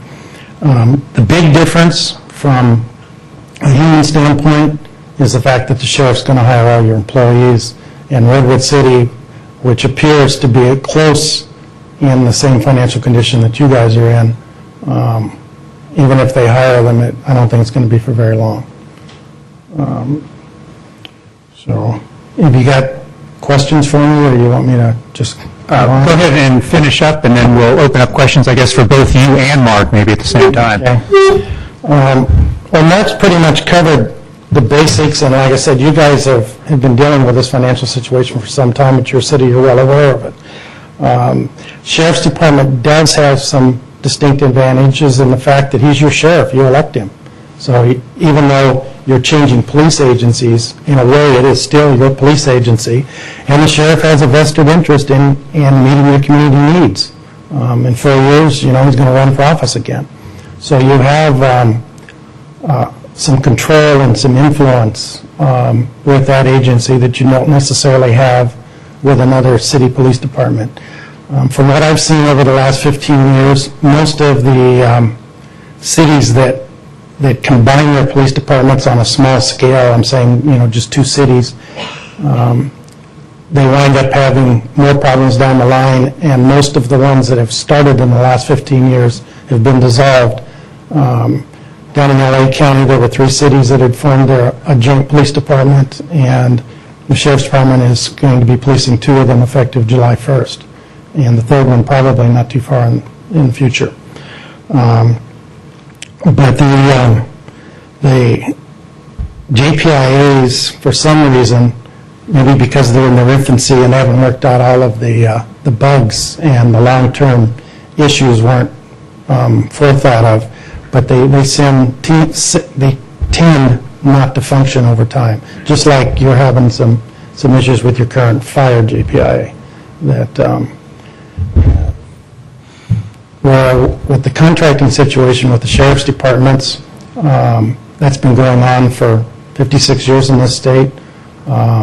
In the 60s, the state got involved in it, passed a government code section that limits what sheriffs can charge cities, and it gives the city some protection, avoids spiking situations, and it keeps the county from attempting to balance budget issues on the backs of contracts. With city-to-city contracts, there is no government protection of any kind, and it's basically whatever the market will bear. Usually one city winds up somehow in some way supporting the other city, and once that starts, that's when the relationship usually deteriorates. Okay, great. Okay, thank you very much. Maybe, so just to let everybody know again, let's take questions from council, those for Mr. Weiss, Mr. Wagner, and then we'll open it up to the public. We'd like to hear your comments or questions that you have. So with that, any questions from council? Yeah, I'd like to start. Fine. A couple from Mr. Wagner before I get to Mr. Weiss. Mr. Wagner, can you speak to me about the difference between an unincorporated area and contract? There's been a lot of talk about 2 areas, North Fair Oaks and Emerald Hills. They're not contracts. They are unincorporated, and there's been a discussion about how they don't have can you speak to the differences between Yeah, our state has it set up so that areas that have not incorporated, even though they may be fairly decent-sized communities, the sheriff has criminal jurisdiction and the highway patrol has traffic jurisdiction. And so you've got the unincorporated communities, you've got a divided jurisdiction situation, and it usually results in less than the best traffic enforcement than what a city would get. But you've got some major communities up here, like over on the other side of the bay, Castro Valley is an unincorporated community that's fairly large, probably as large as your city, if not a little bigger. And so they've got Alameda County policing them and the Highway Patrol responsible for traffic. But when you go to contract, those rules cease to exist. It would just, the contract model is they cover everything.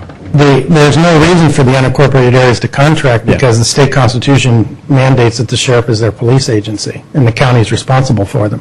When you become a city, you assume your municipal responsibilities for law enforcement, including traffic. So you either at that point create your own police department or you contract with another agency to provide those police services. It's in the report that literally every city that has incorporated in the last 50 years in this state is a contract city. The capital outlay to create municipal services is just overwhelming, and we wouldn't have any new cities if they had to create police departments, fire departments, and public works from scratch. It'd be too expensive. Okay. In another part of your report, you talk about how you spoke to some of the employees. Can you give me a rough estimate about how many employees you spoke to? Before I wrote the report, I had spoke to 12 of them, and then I've had 2 call me since I wrote the report. Okay, and of those 12, you said 2 were against the contracting? Correct. And you mentioned that the arguments against were more emotional than factually based. Can you give me some of the... Well,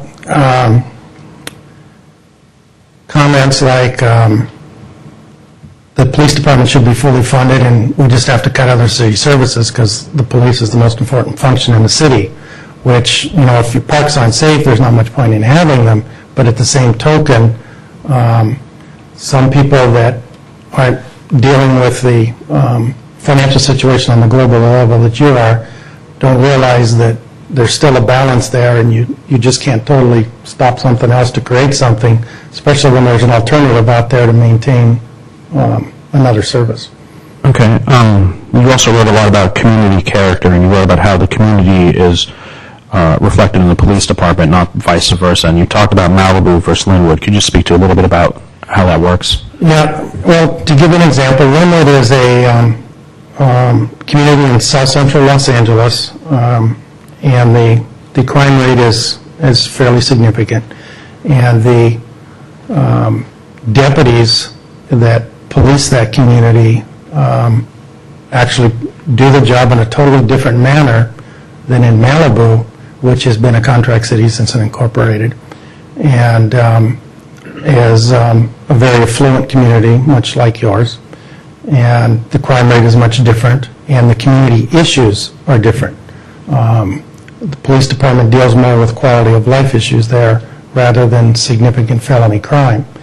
And, you know, deputies in both those cities work for the same agency, but they do their jobs very differently.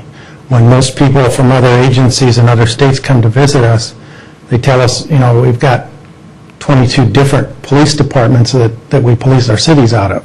No two station even functions the same. The nature of the community requires them to be different. And over time, a police department reflects the norms of the community. Okay, and just two last questions. In regards to staffing levels, you talked about in Redwood City and the sheriff's proposal. In Redwood City, if someone was to get arrested and taken to the jail, in that proposal we would lose that patrol car until it returned, correct?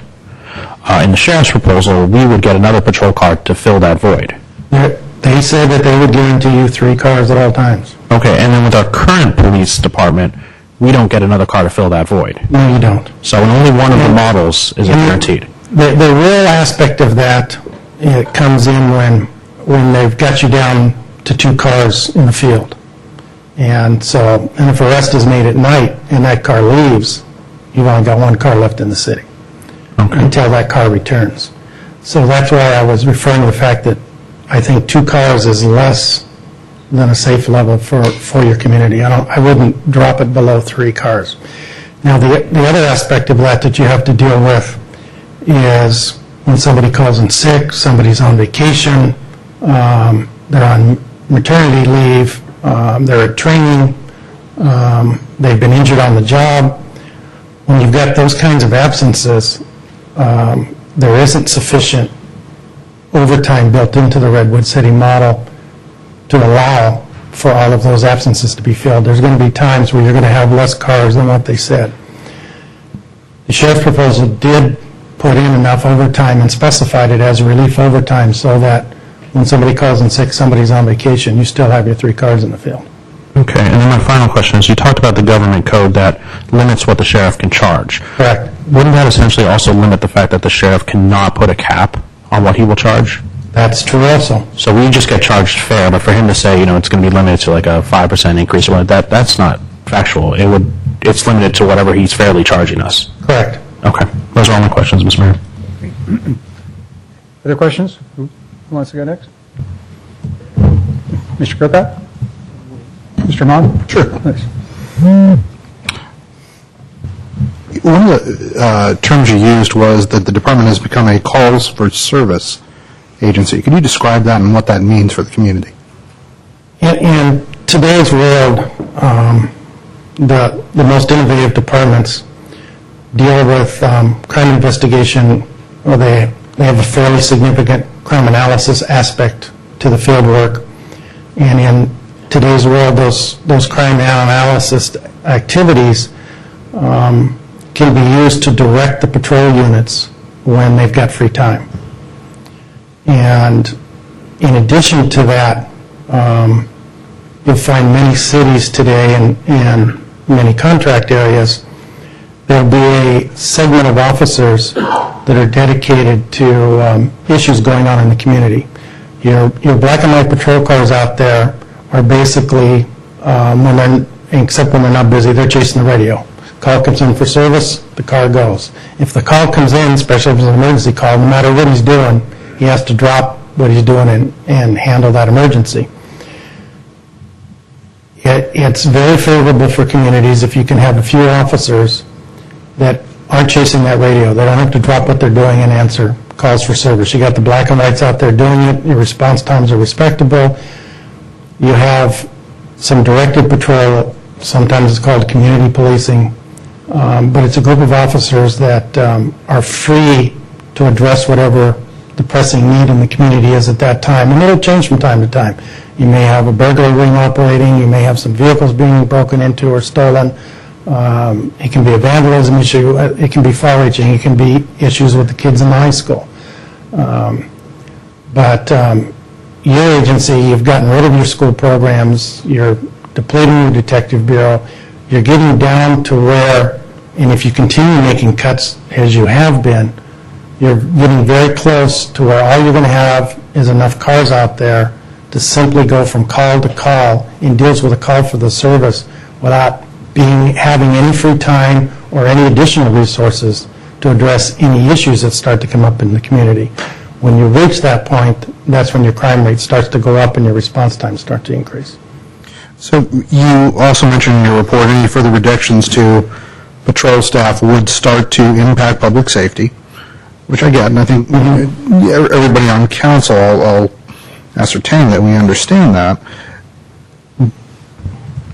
But the proposals that we're seeing, and this is something I'd like you to clarify, I mean, on one side, I'm looking at staff comparisons, 32 sworn positions, but the sheriff says 19. So there's a reduction in staff, so how do I do this? Where am I getting confused here? That is a little misleading with the 19 on the sheriff's department, because since they've built in the relief factor, that relief factor for each of those teams, you combine that up, you're looking at about an extra, what it would amount to an extra 4.5 to 5 full-time positions. And that's the difference between your current police department and the Redwood City. And it goes back to, like I said, when somebody's on vacation, somebody's on maternity leave, somebody calls in sick, that person's not there unless overtime is spent to put it in there. That service level that made the sheriff's proposal a little different that they gave you is they're guaranteeing that, and they've built that cost factor into the cost. It's already there, so that they can keep 3 cars out there and they don't have to drop down to 2 if somebody calls in sick or is on vacation. Just a few more questions. One of the things that I wanted to understand, you've put sort of a proposal process here for us. And you've described what we have received as a phase 1 proposal, and your recommendation, if you will, or your direction would be that we enter a phase 2, which is a contract process. And that is where a number of the questions you've put up regarding, what can you describe? What are you hoping will come out of the phase 2 discussions? Both of these proposals, I think, need a little fine-tuning as far as getting a little more specific on the service levels, spelling out relief a little better for you in writing, discussing that the costing needs to be fine-tuned on both of them. I think when you're all finished, you're looking in the vicinity of $6.5 million for either agency. When it's all said and done, they're pretty much going to be this similar amount, and I don't think you can adequately police your city for less than that. And then there's a lot of unanswered questions of what happens to your employees, how will the transfer occur, will they get any credit for time on the books, can any of that be transferred, seniority, rank. All of those are negotiable issues that you need answers on before you actually sign on a dotted line on a contract. And generally, the agency I work for, we just gave our what we would classify as a phase 1 proposal to the city of Pomona, which is considerably larger than you guys are. But it gave you got a proposal that has a very close dollar figure to what the final one will be, and it gave you an idea of what level of service they can give you for that money. But the fine-tuning specifics have yet to be negotiated. And so the next step would basically be to, if you choose to go down that route, to pick an agency and fine-tune those and get it to the bottom line, absolute specific numbers and issues so that you can make a final decision, yes, contract, or no, this isn't going to work for us. Right, last point, let me quote from your report and then lead to a question. On page 8, you say, when a city considers merging their police department into another agency, there is always a small minority of individuals that predict the end of the city as it's currently known. Comments like, the city will lose its identity, there will be a loss of local control, deputies will not care about our community as our local officers, deputies will not enforce local traffic laws, etc. We've spent a lot of time on this dais talking about local control, what our officers mean, the fact that they're on Laurel Street, etc. And you're talking about local control. Now, the one point that you bring up to local control is on page 10, item 6, when you're saying a management representative from the contracting agency whose primary duty is to oversee the services delivered to the city is the most significant factor. That's great. If we decide to pursue this, it strikes us that we'd better have that. But these are real concerns. And just having a single person saying, well, I've got Bob here who is going to manage this contract, is that really going to address these issues? It does, and if you look, contracting, like I said, is much more prevalent in the South than up here. And if you look at the numbers of cities that have contracts down there, and you can talk to the people in the community, you can talk to the city councils, the city manager on any of those cities, and they will tell you that they consider the contracting agency their police department. And you'll see that it, even as in one agency such as ours, with the 40 cities that we police, they're policed very differently. Their demographics are different, their community issues are different, and they're policed very differently. But in order to bring that about, when you just have the deputies or officers out there in radio cars, they've got to have some direction from that local community. And when you've got a management person that has the authority to give them that direction and they know to follow them, who can more or less function as a chief of police and take direction from the city manager, who gets direction from the council and the community, you maintain that local control, even though it's a separate agency. Deputies, like anybody else, when they transfer into a community to work at that location, it's usually because they like the location or it's convenient to where they live. They've got some reason for going there, and they generally tend to stay there just as much as officers if you have your own police department. The turnover is not that much different. We've charted it over time and kept track of it because it's an issue with cities. I think the local control issue is a myth as long as you have some safeguards to make sure that the troops are getting the direction that they need to know what the city wants and can start them off in the right direction. And down there, it's, like I said, we've got 40 cities, it's not a problem. Thank you. Mr. Burkott, questions? So I hear what you're saying, and I have a list here of things when it comes to local control. And I'm going to run through the list first, okay? So this is where I see where your community leaders, your council, can have concern about policies, right, that your police department are then carrying out. Traffic enforcement, use of a motorcycle or not, graffiti abatement, youth intervention, community service officers, gang enforcement, community visibility at community events, use of overtime. So those are just some things that I thought of just sitting here as I was listening to you and the city manager, which are areas where the council has input into the police. There are other things if I had enough time to think about it. But the city manager talked about a 10-year contract with a county in Sonoma County. How how do you have control over these things? Now, you talked about, well, if you've got a guy who's, say, a captain, and he speaks to the troops, and you need that in there.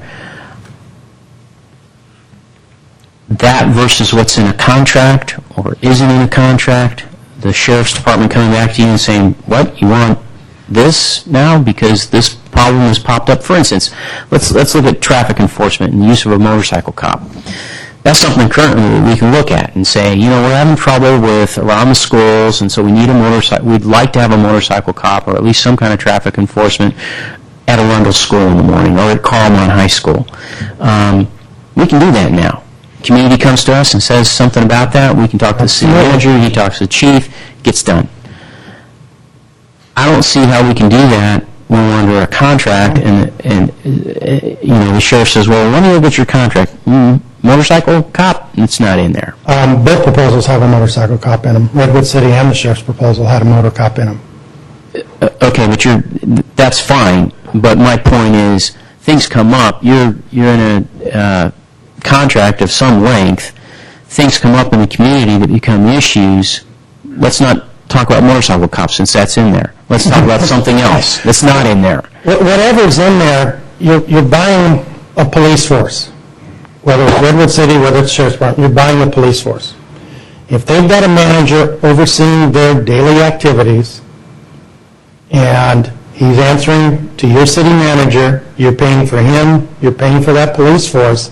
If they need to be redirected, such as the motorcycle officer, if they tell him, we want you in front of the grade schools when school starts that first week to make sure people get the message that school's back in session and you need to slow down, that happens. We do it for our cities. You know, if some form of regionalization is probably going to occur, whether it's cities joining police departments, if the sheriff's taken over, but the current fiscal situation is going to be forcing, I think, a change to the way local governments do business here in the future. If the sheriff wants to be that regional law enforcement agency in this county, he's got to take care of the cities. If he wants to get reelected, he's got to take care of the cities. He wants your citizens to be satisfied with the police service as much as you do, because like you, he's an elected official voted on by the same people that vote you into office. He has a vested interest in doing that. Can he not do it? Yeah, it can still fall apart. I mean, you know, humans are humans, and not everybody does everything the best possible way. A few years ago, Sacramento County, Citrus Heights, and Elk Grove both formed their own police departments because the sheriff at the time was not responsive to their needs. And he's no longer the sheriff up there. The chief that they had overseeing their contract city program retired shortly thereafter, and I'm sure the new current sheriff would like to go back and have things as they were prior to those cities creating their own police departments. But the sheriff pushed those two cities into a position. I dealt with Citrus Heights when that was going on, and I recommended that they start their own police department because the sheriff was not being responsive to them at all. They had a situation where they did not have local management like I'm suggesting here. Over the last 15 years, any issues that we've had that came up in any of the cities we contracted with, generally it was a city that didn't have any kind of local management, and we've had a few smaller cities where the sheriff has just put a supervisor in there, even though the city didn't pay for it, just to get the troops aligned and doing what the city wanted. I mean, in our own state, it depends a lot on the attitude and the direction that the sheriff's going to give his troops, if it's going to work. A 10-year contract at one time that's an awful long contract. Our county code limits ours to 5 years, but we've had many cities that have been dealing with us since 1954. The first city that we had, Lakewood, is still a contract city, and they have no indications of ever changing. Cerritos down there, which is a fairly affluent community, before this last recession, they had $250 million sitting in the bank in their reserve account.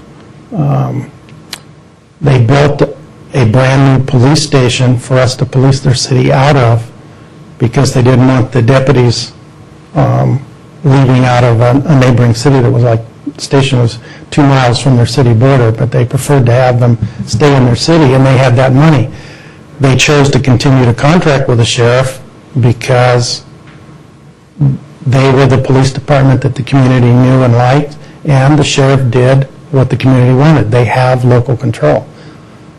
They could create their own police department anytime they wanted to, and they've got the cash to do it. They choose to use that money on other things, and they're getting great service. You also have the aspect of when you start to regionalize, you've got significant crimes such as homicides. You know, if you have one in this city once a year, once every 2 years, the detective here may or may not really have the skills to deal with that crime. When you're dealing with a more regionalized type situation, you know, you've got a detective that all he's doing is investigating homicide after homicide. Hopefully, his solve rate will be higher than in a situation where the guy doesn't do that all the time. So there's indirect advantages to wind up being tied into a larger agency. The second area that I have some concerns about is how, and it relates to the first one, but performance standards. Seems like there ought to be a way to put that into a contract, but I'd be miffed to come up with it. Do you do that? In an indirect way, yes. And it depends on what kind of performance standard you're talking about. If you're talking about the service received for the cost paid, there's very specific performance standards in there so that the city knows that they are in fact getting what they're paying for. As far as dealing with crime issues, that's kind of a subjective situation that's hard to put down on paper. And again, it comes back to, we've got one city that they hadn't changed their contract in about 10 years. The population went from 80,000 to about 150,000, and with the same size police force, their crime rate was starting to go up. And the city agreed to buy additional law enforcement. They made some other changes. They brought in a crime analysis, and the city manager told the captain that he wanted a 20% drop in crime in a year, or he was going to ask to have him replaced. And fortunately, crime went down 32%, so it wasn't a big problem. And the individual, as they were referring to the captain almost as a rock star in that city, because there was no way the city wanted the sheriff to move him after that. Once he had the resources, he was able to comply.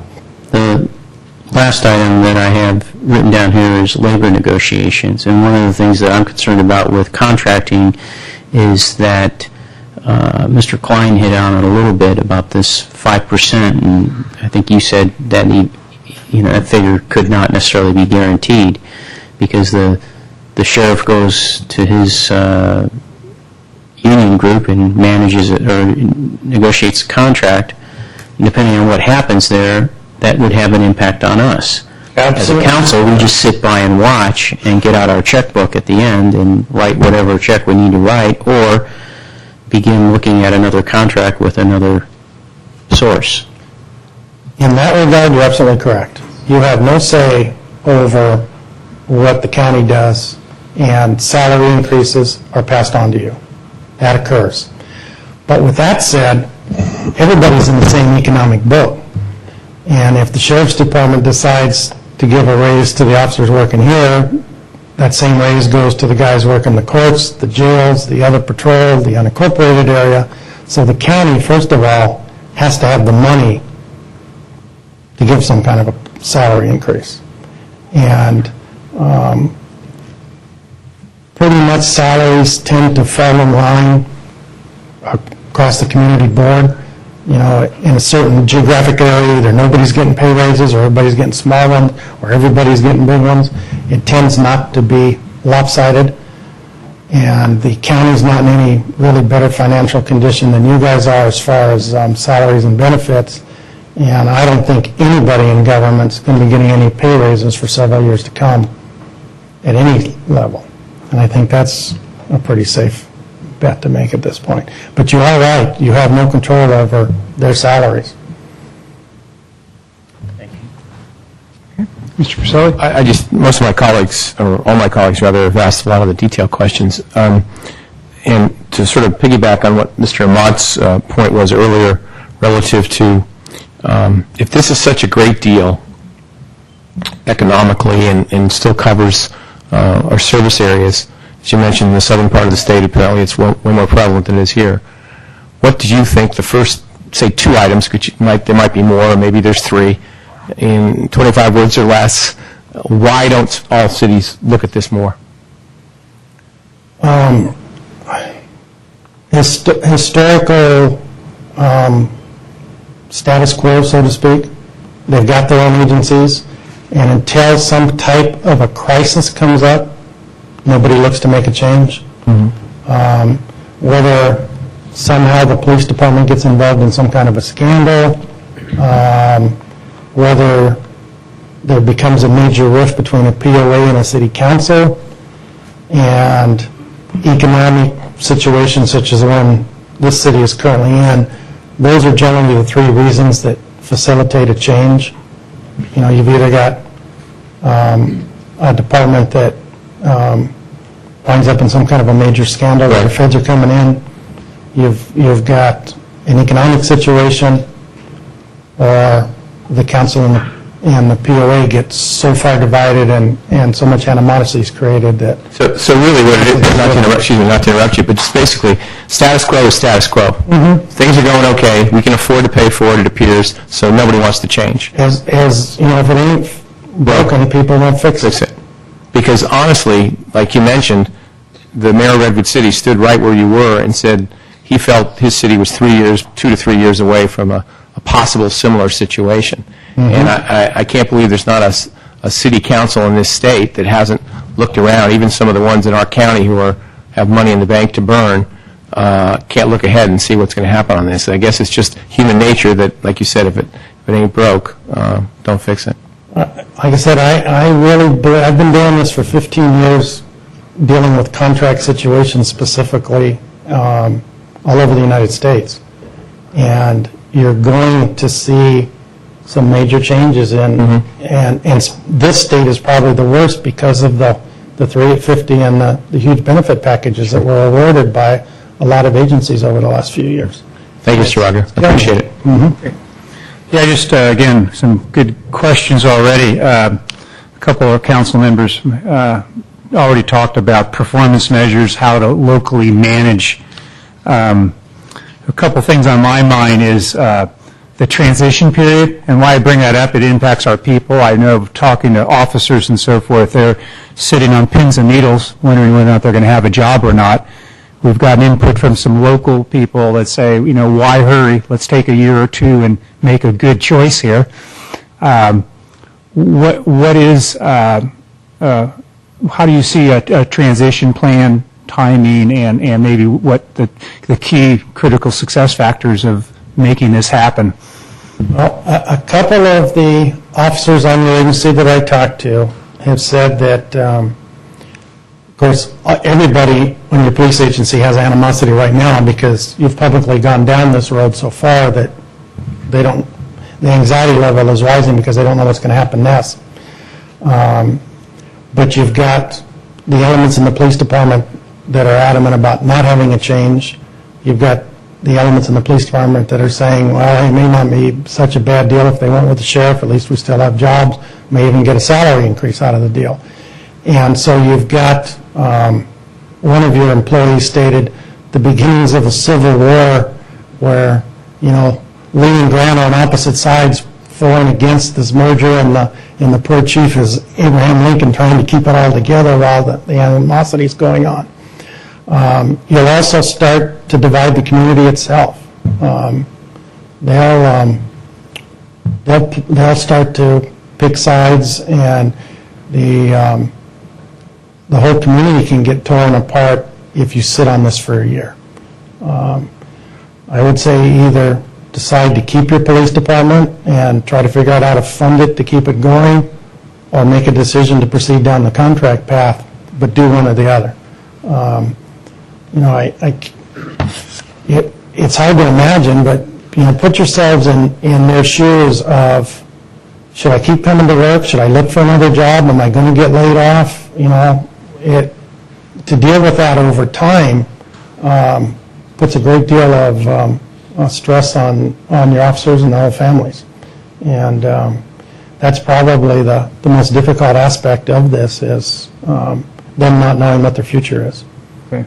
And the last question, again, relates to performance, making sure we measure that we're successful, and if we're not, we're able to adjust.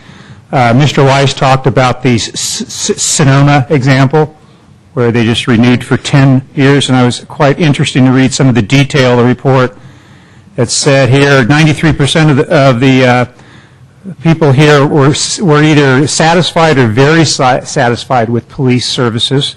97% felt that crime prevention programs are effective or very effective. So high level of satisfaction. Is that the city or the sheriff that's performing those customer surveys? For Sonoma, that's what the sheriff's doing in that city. He's been in that city for, I think, 4 or 5 years already. Okay. Before the 10-year contract came up. My agency, we've been policing cities since the middle 50s that still contract with us. In 1954, we had 1 city. In 55, we had 3. And by 57, we had 27 cities down there. Mm-hmm. So it exploded rather rapidly. And today we've got 42. And there are some cities in our county that, due to their economic situation and their status quo, they're never going to contract with us. Beverly Hills will always have its own police department. And they've got a phenomenal budget that I would love to have. We've got a city down there, it's called Arcadia. They have the Santa Anita racetrack, and they have a huge shopping mall in their city that a lot of the neighboring city population come to. Those 2 factors alone maintain that city's budget. I mean, the city gets a quarter for everybody that walks onto that racetrack property, whether it's a horse racing event or some other event. And then they get a cut of the betting that goes on during So you're saying a racetrack's a good idea, huh? Can we bring that up? Their city's not much bigger than yours, and their police budget exceeds your overall budget by quite a bit. We actually had a wooden racetrack years ago. It burnt in a fire on July 4th.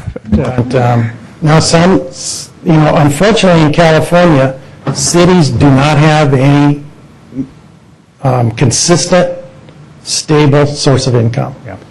You're at the mercy of the state. You get a piece of the sales tax, and what you get of property tax and everything, the state fluctuates that greatly. And unfortunately, our inept legislature balances their budget on county and local government's backs.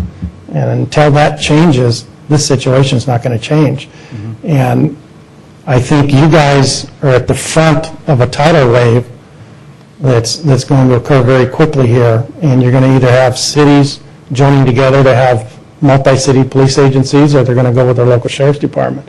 But the small bedroom communities do not have the income to maintain a viable police department in today's environment. It's not there. Mm-hmm. Good. Well, thank you very much. If there's no other questions from council, I'd like to open it up to the public.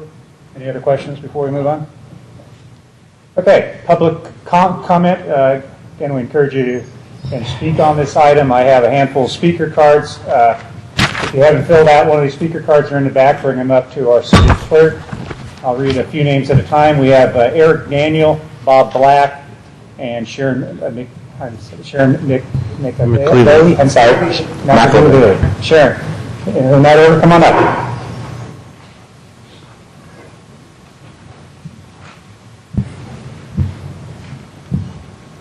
Good evening. I'm Eric Daniel. I've lived here in San Carlos for 33 years. I moved my business here in 1996, and what I do for a living is do contracting for public agencies. I pity the position you guys are in. We voted for you, and it's really hard to do your job with less money coming in. I vote affirmatively for every opportunity to increase taxes because I consider it a privilege to live in this city. So I've looked at what you're dealing with here, and I only have 2 minutes, so just let me spit out my thoughts. First of all, great report, but it appeared to be very highly biased towards outsourcing, and I see that your business item is actually to consider authorizing the city manager to negotiate a contract with a single agency. And I've heard arguments about the per capita cost going down and things. But I'm looking at these 3 proposals here, and specifically the staffing comparisons that are presented here. And if you want to do a head count on the amount of sworn positions and the amount of money that the city will be paying per position, the city is paying 127.5% to the sheriff's office for the same amount of positions. So 32 sworn positions versus 19. And I am troubled that these 3 proposals are not apples and apples proposals. And I wonder why, if the city would want to contract with the sheriff's office for 19 sworn positions, and they believe that the job can be done with 19 sworn positions, and they're willing to contract perhaps with the city of Redwood City for 21 positions, and they feel 21 positions is a sustainable level, then why is the budget here for St. Carlos based upon 32 positions? And why, instead of getting pardon? If you could wrap up, summarize. So I'm just wondering why we're spending money on evaluating outsourcing when we're not spending money on evaluating how we can get the St. Carlos Police Department to do the same job with a lower budget with this many positions, rather than just asking them to cut budget by X amount of percent. And I ask you to consider... Thank you very much. Okay, I'm going to move on to our next speaker. I'm sorry. We have a lot of speakers this evening. Okay, Bob Black. Excuse me. Bob Black, your turn, please. Come on up. Bob Black, would you like to speak or not? You'll pass. Thank you. Sharon, please. And after Sharon, we have Ken Castle and Robert Dusky. Thank you. Mayor Royce, council members, I'm Sharon McAlevey, AFSCME business agent, and I'm before you today to speak on behalf of the non-sworn employees in the police department. A few meetings ago, you heard how they support the work of the sworn staff and help the public. These employees would like to continue to serve the residents of San Carlos. However, should you decide to outsource police services, we ask that you enter into a contract with the sheriff's office and not with Redwood City.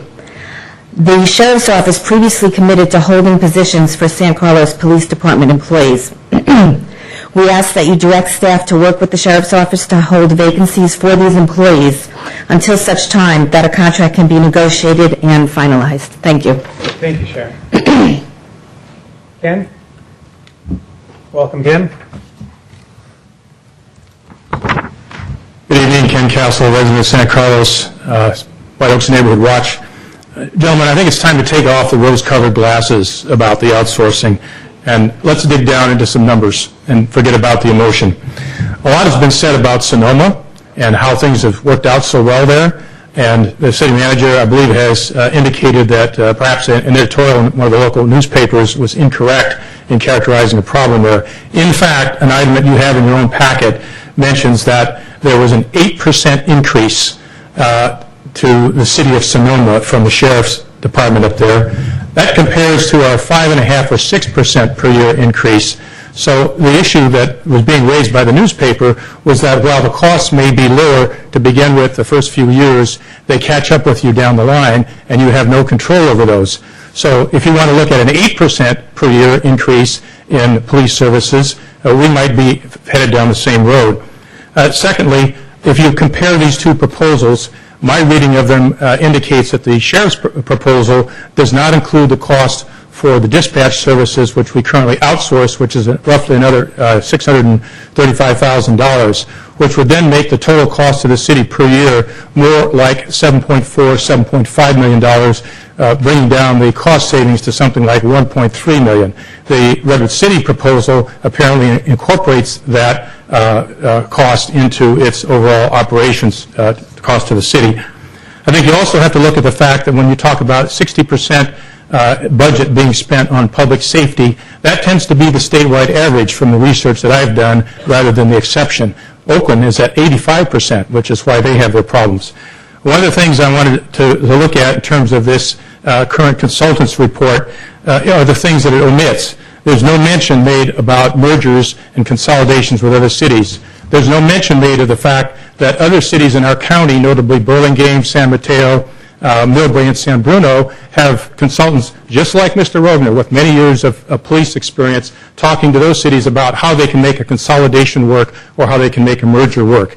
I think that we need to look at alternatives that include revenue enhancements and not just cuts, and that nothing has been said about that this evening. Nothing has been said about parking meters or fees that could be used to offset some of these costs. So I think we need to go look at a little more deeply into these numbers and into the impacts of our city rather than just take these at face value. Thank you. Thank you, Ken. Robert Dusky. And after Robert, we have Ron Collins and Carl Dresden. I'm Bob Dulski, a resident of St. Carlos, Mr. Mayor, Councilman. I'd like to address something a little different as to what we're headed here about this thing. In Mr. Wagner's report, he mentions the fact that we have several times lost the chance to increase the revenue in the city, most recently Measure U. And through our neighborhood watch, speaking with the local neighbors, they're very concerned about the problems that we have and the problems in safety. And every one of them has said to me, we'll pay more money to ensure the safety of our community. And probably, I suspect, that a number of those people are people who voted against Proposition U. I've also heard, although I can't substantiate it, that one of the consultants who predicted that Measure U was going to fail is also now predicting that it could pass. So I would ask you, I know that the city clerk has said, if you act now, but it has to be unanimous amongst the council, you can get a measure on the ballot for November to either use the sales tax increase or the utilities tax increase, which we had originally. That would help to alleviate a lot of the problems, because as Mr. Wagner says, this is not an easy process. It's going to take a number of months before you can reach a conclusion, however you reach it. And so I think you ought to have alternatives. And if it passes and we still decide to go on the outsourcing, we've got some money to deal with the fire department and other issues. Thank you. Great. Thank you very much. Okay. Ron Collins. Welcome, Ron. There's so much I'd like to say, but I'm going to keep it short. My comments tonight are directed not so much at our council, but as they are to those members of our community who I believe need to come to grips with the grim realities now facing us. My wife and I have lived here most of our lives. We voted for Measure U and all the other local tax measures that have failed in recent years. As a self-employed businessman of nearly 30 years and incoming president of the San Carlos Chamber, I have a keen interest in the financial well-being of this town. As a former member of the Planning Commission, current member of the Economic Development Advisory Commission, I also have a considerable understanding of how a city functions. The first and most important thing a city can do for its citizens is to provide public safety. Everything else comes after that. So our most important concern should be maintaining public safety. We have three options: keep our police department as is, join with Redwood City, or contract with the sheriff's department. The first two options will result in little or no savings and police layoffs and less public safety. Only the third option keeps all of our officers, maintains public safety, and saves the city money. Anyone who doesn't understand that, hasn't been paying attention, has a different agenda, or is living in an alternate universe. I don't want to talk about the just released report by the independent consultant because Mr. Rogner did a very good job, but I believe everyone should read it. We are living with an outdated, unsustainable model. We need to change that or start thinking of ourselves as the next Vallejo. And no one here has talked about that tonight. Vallejo has gone bankrupt. We're next. We really are that close. Everyone should understand what's at stake here. Stop blaming the council and the city staff and let them do their job. Time is running out. Thank you. Thank you, Ron.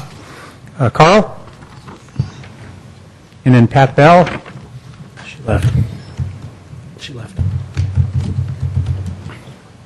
Thank you. I was thinking that perhaps it would be a good idea to form an advisory committee because the council doesn't have time to consider whether the St. Carlos Police Department can provide a similar service level as the Sheriff's Department at a similar price. And it's true, when you do look at the numbers, currently St. Carlos pays approximately $278,000 per officer, I believe it is, and with the Sheriff's plan, you'd be paying $354,000 per officer.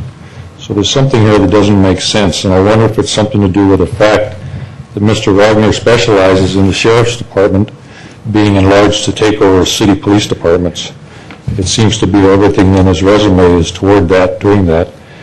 That he's helping right now the Los Angeles County Sheriff's Department take over the Los Angeles County's Office of Public Safety, and Sheriff of Los Angeles learning to contracting for the El Dorado County Sheriff, Sacramento County Sheriff, the Alameda County Sheriff, the Ventura County Sheriff, the Shasta County Sheriff, the Washington County Sheriff, the Will County Sheriff, Rockland County Sheriff, and Pino County Sheriff, Arizona, San Juan County Sheriff, and he's been 35 years with the Los Angeles County Sheriff, which we appreciate. It's years of good service. However, I believe he's a specialist when it comes to the Sheriff Department taking over a police department. So I wonder if that's just, we got one team here doing the reports for you. And so I pray that the council and mayor will consider this matter further and not rush. We need more law enforcement at this time, not less. The trend is toward more crime in all the cities, and this is not the time to reduce the effectiveness of law enforcement, but rather to help it improve and increase. Now, Mrs. Maloney, who was here last time you all met, and some of you seem to know her, from a large law enforcement family, brought up the fact that the sheriff would be responding to crimes rather than concentrating on the level of patrolling currently in existence.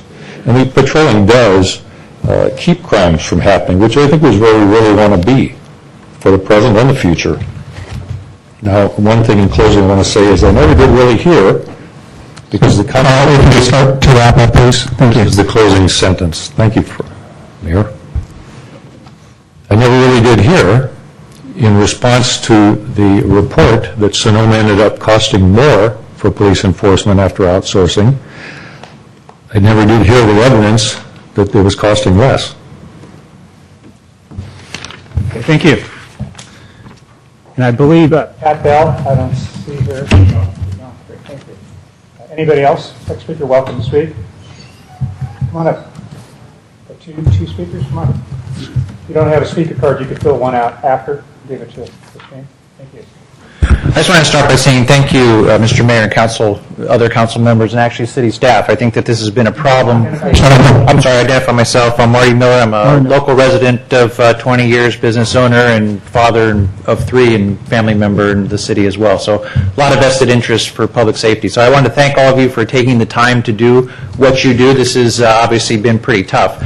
This has been a fiscal problem that's been going on for a long, long time, so this should not be news to anyone. And I think that there were some good points earlier, but at the end of the day, we are a city that has to live within our means. We're a city that has, over time, voted down other revenue measures. And due to the current economic conditions, it's pie-in-the-sky thinking to think that our revenue is going to increase significantly over the short run. So I think there's a very difficult decision ahead of you, but I do support the fact of outsourcing. That does seem to be the way to come within our means and maintain levels of service on our streets. I'd also encourage you to go with the sheriff's route. I think that the people in the police department have done a phenomenal job for this community for a long period of time. And while economically it is not possibly as saving as the other proposal, I think we do have a human effort here that we should acknowledge and place as many of those officers as possible. So with that, I would encourage you to outsource and make the difficult decision, but do what's right for our city. The other comment that I would make that I think is sometimes missed, Mr. Grocott mentioned control earlier. That seems to be a buzz on the street. Again, it's fiscal. The example he used was one of a patrol officer on a new motorcycle. Those cost money. If that was something we didn't have with our current police department today, we would have to find the money to put that in place. It is no different with the sheriff's proposal. If something comes up in the future that we don't have today, we've got to pay for it. It's really as simple as that. So our control is going to be with our pocketbook no matter how we slice this pie. And given our pocketbook is in dire shape, I think we keep our levels at least where they're at with the sheriff's proposal and put some of our other programs in place, keep the budget and balance of the city where it should be. So thank you all. Marty, thank you. Okay, Gil? And anybody else, please get ready if you'd like to speak. Hey, welcome, Mayor, Gil. City Council. Gil Granado, President of the Police Officers Association for San Carlos. I read a bunch of notes, but 90% of the citizens that came up pretty much covered all that information. I would just like to, again, express the fact that the POA is against the outsourcing. We welcome the City Council and the city staff to work with us for other alternatives to outsourcing. And we've talked about them before, partnerships, JPAs. Councilman Grocott has got some great ideas. Some of the citizens have had some great ideas as well. So we welcome that. As we move forward with the meet and confer process, we welcome talking to the city as well. Nobody's asked the POA what we can do for you to make this work. Everybody's talked about what the management's done. Well, it's easy to give away 10 and 15% when you're the top 3 in the county in your position.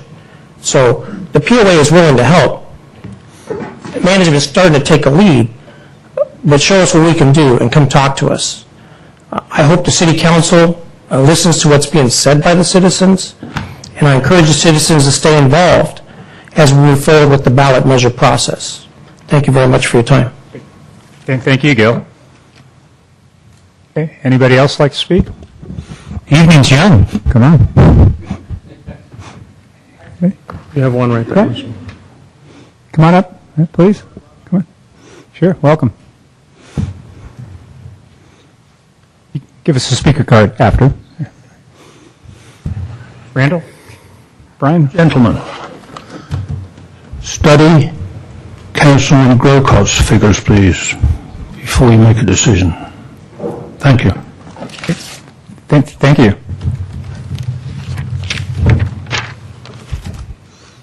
Okay. Good. Well, I look for closing the public comment. Mm-hmm.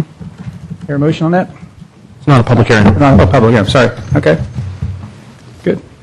Sorry. Maybe before we move on here, Mr. Rubens, our city attorney, can you just, very important issue, just clarify again specifically what we will be doing here over the next 25, 55 minutes here, please. Well, just to reiterate what the city manager said earlier, the agenda item tonight is not about the decision to contract. It's rather about giving direction to staff about who or at which entity to negotiate a contract and to authorize a proposal to the Police Officers Association. So it's the decision to contract, if the council decides to go in that direction, would come later after a lot of negotiation, and you wouldn't make that decision until after you actually saw a contract before you. So I wanted to clarify that just for the public and for the council. Thank you very much. Okay. So with that, comments maybe starting here to my left this time, Mr. Grocott.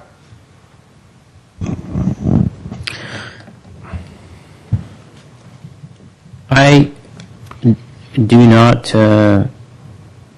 care to go forward with what's presented to us, which is to authorize the city manager to negotiate a contract for police services with either Redwood City or the county sheriff's department.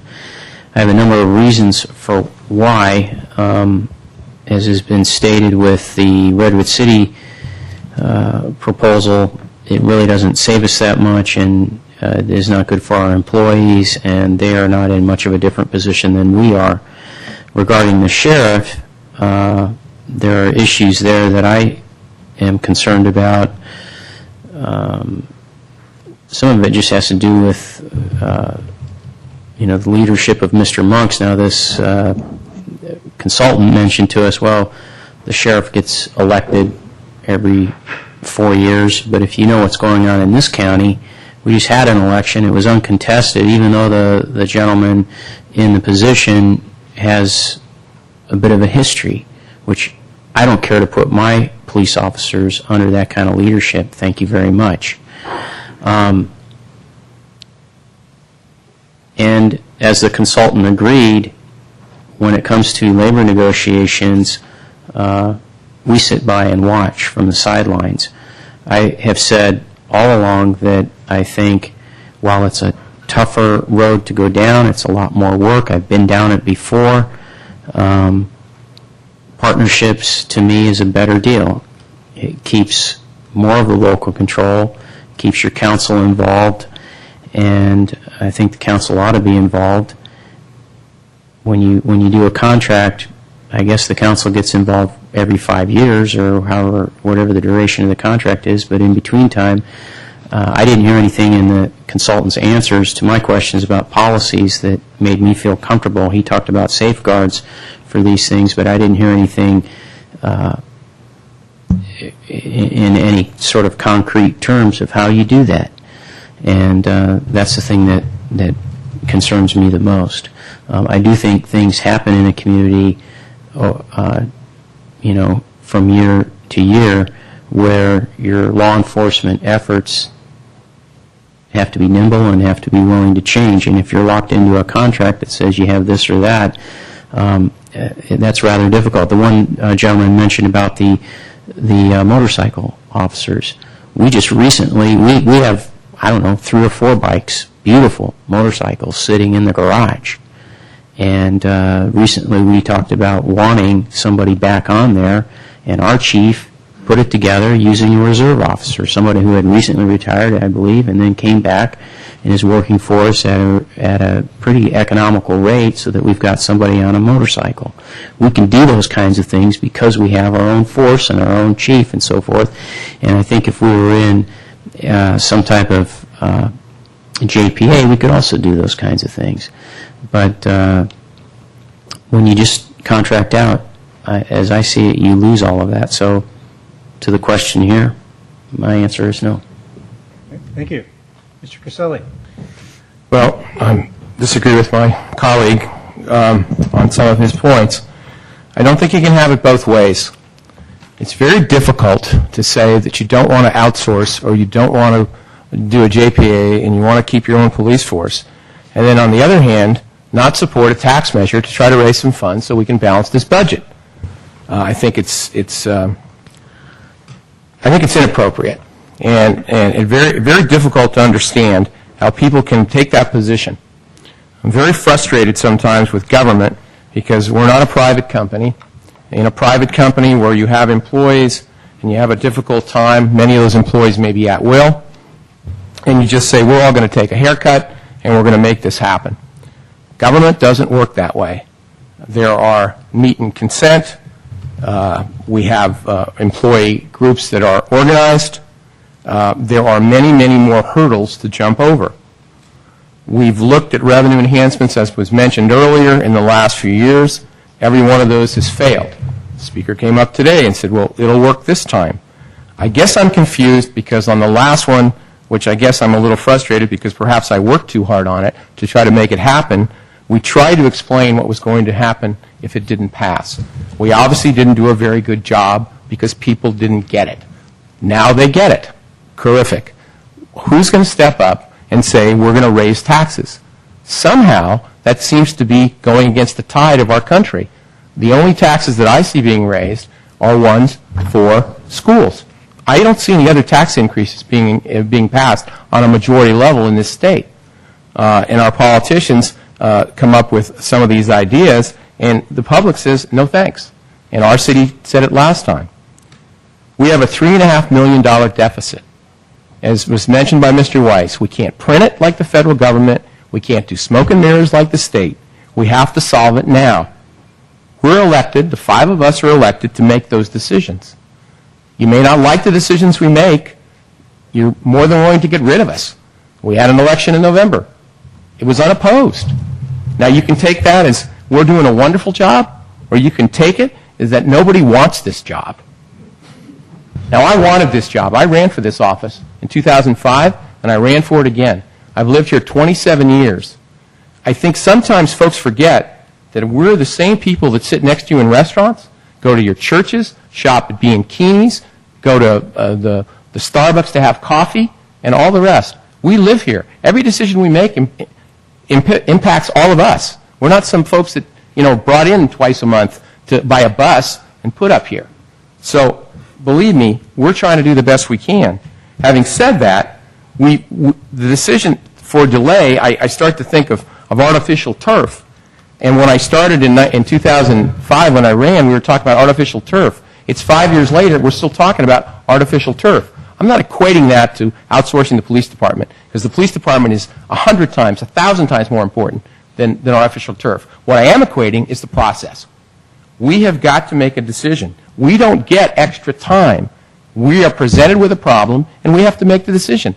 Everyone in this room has the same thing in their own home and in their own business, no matter where they work. They have to make the decision. They don't get to say, well, let's worry about it tomorrow, or let's push it down the road. Maybe the next guys will do it. We have to make the call. It's a tough one. I don't think any of us up here relish this call. But as the gentleman said, Mr. Wagner said, this model is the one, at least in my opinion, that's going to be the future one. As I said before, Jeff Ira, the mayor of Redwood City, stood here and said his city is 2 or 3 years away from the same decision. We're just the first one, folks.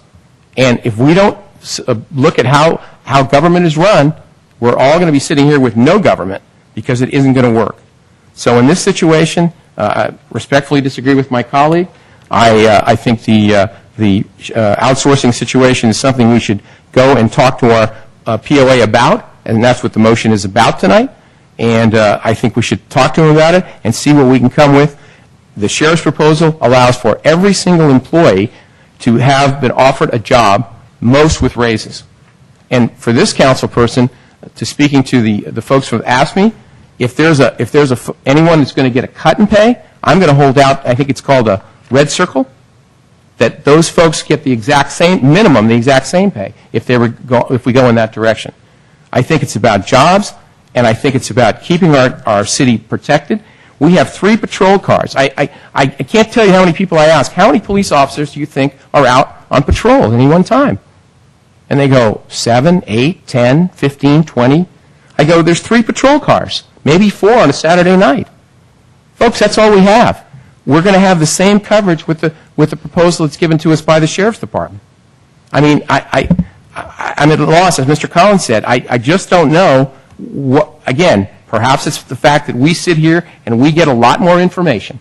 And the problem I think government has is we don't get the information out to the folks in the community. And I'll take responsibility for that, and I'll take the blame if that's where you want to put it. But we've got to do a better job of letting people know what the facts are, not what the innuendo is or the rumor is, but what the facts are. And those are my comments, Mr. Mayor. Okay, thank you. Okay, Mr. Klein? Mr. Mayor, I'm going to agree with Councilman Grassilli on a lot of what he said. So to speak to a couple of the public comments and to answer some questions. One of the public comments was, how can we get this done with 19 sworn positions as opposed to 32?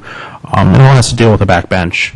We have to have 32 officers because we have to be able to staff those positions at all times, and you need to have a certain amount of people to do that. The sheriff has over 600 deputies. So we're only have to have 19 sworn positions. Someone gets sick, someone gets hurt. He's got people to fill in. But when you're your own department, you can't call your friends up the road and go, hey, lend us a couple guys. That doesn't happen. That's why we have to have a much larger number.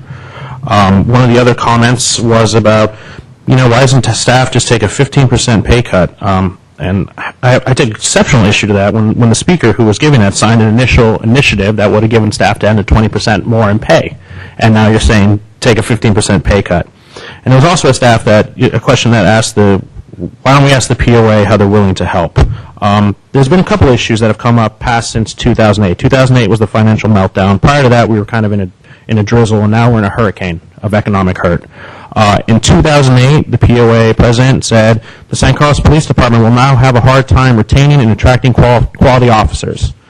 He said he doesn't see why a skilled officer would accept a job in San Carlos when neighboring cities offer better benefits. That's when we went to a second-tier benefit system. That was 2 years ago, and I have a question for you, City Manager.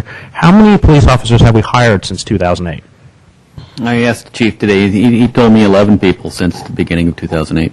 So my thinking is if we're to take the POA president seriously on what he said, the question is, those 11 people, you're saying that they're not quality officers. I disagree, but that was the threat that was made at that time. In 2010, in January, I voted against it, but my colleagues differed, and they voted for a 3.5% raise to our POA.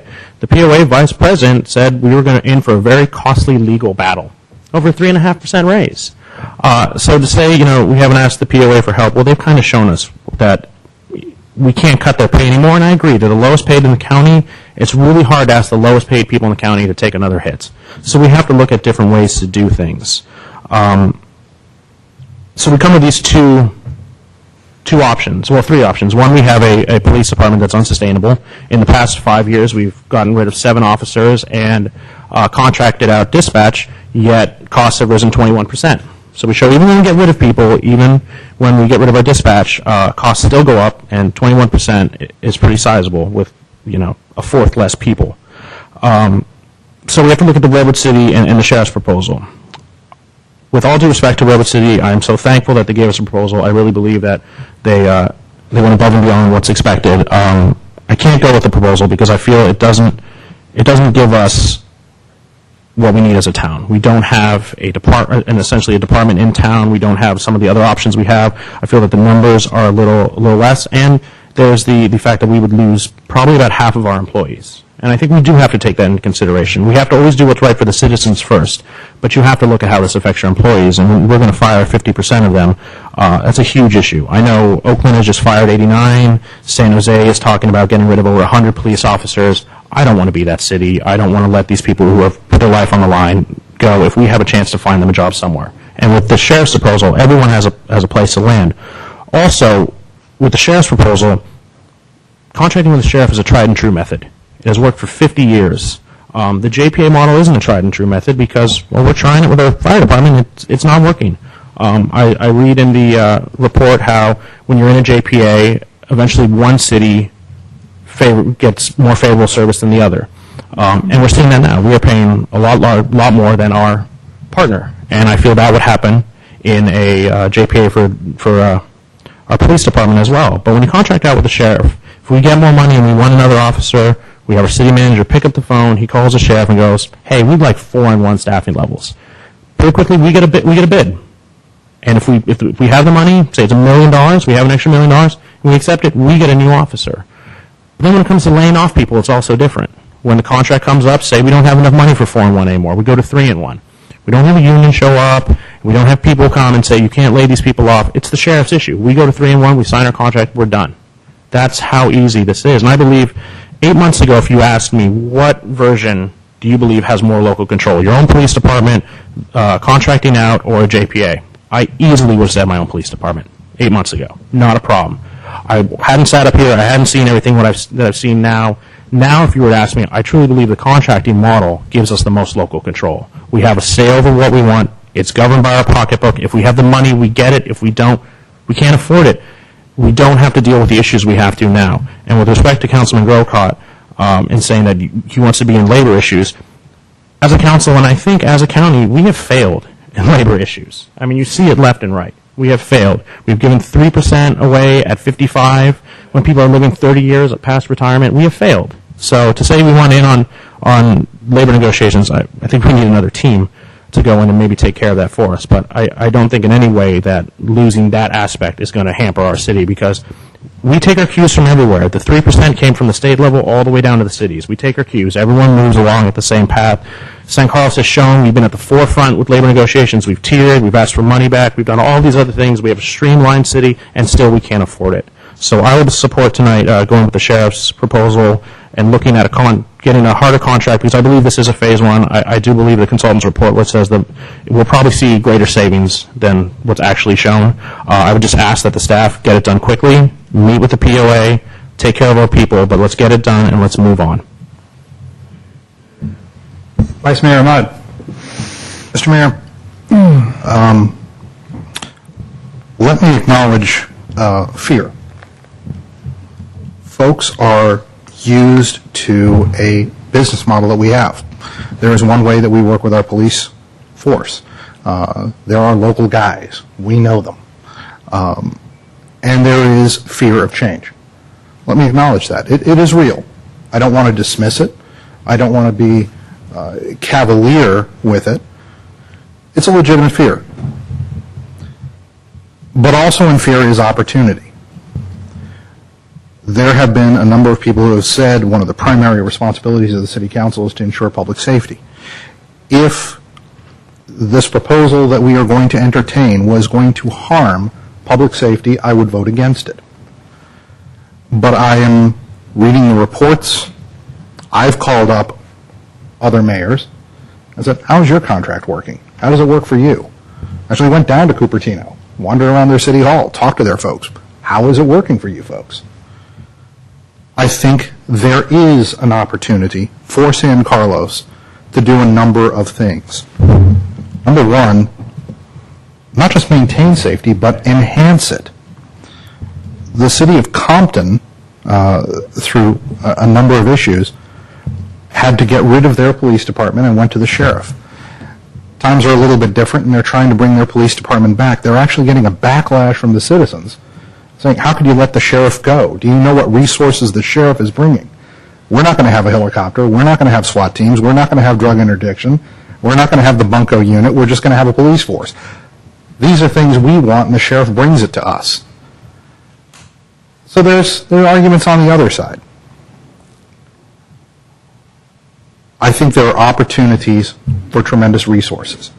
I think there are opportunities to make a contract situation work as well as our local force does today. To be clear, the sworn and non-sworn personnel of the San Carlos Police Department have set the bar high. If we decide to move to outsourcing, to a contract situation, the people taking on the contract will have a tough job. They're going to have to meet professionalism, they're going to have to meet the pride, and they are going to have to perform for the citizens of San Carlos at a very high level. I'll just also leave with one different story, that there are issues that we have in San Carlos, and we're looking at other parts of the county, we've looked at other parts of the state, and we wonder what's going to happen to our community. I was meeting with I'll just refer to him as a government official from Colombia, who was describing sitting on a sidewalk cafe as one of the most amazing experiences he had. I'm like, what are you talking about? We're just sitting here having coffee. What's the problem? Because, well, in Bogota, if we were sitting outside, there would be a van that would come out, 3 guys would jump out, we'd be kidnapped. I'm like, that's the capital. And they're like, he goes, yeah, that's the problem. But then he went through how Colombia went through their dealings with trying to deal with cartels. We're not dealing with cartels. We don't have vans coming around kidnapping folks. This is not Mogadishu, and we don't have pirates running around on the San Francisco Bay. We have different needs. We have had very high levels of customer service from our police department. But at this point, the opportunity to, number one, preserve people, which is important. I've said it before, the most important resource of our city goes home at night.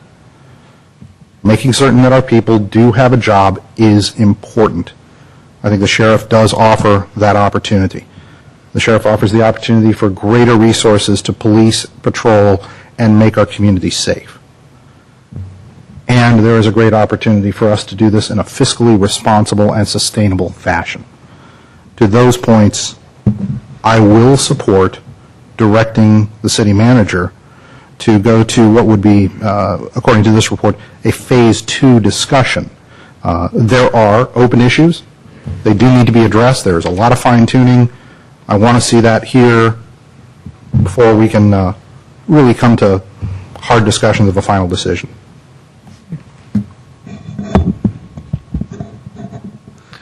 So I always, of course, like to look back a little bit. Our city was incorporated about 85 years ago. First 50, 55, 60 years were pretty simple.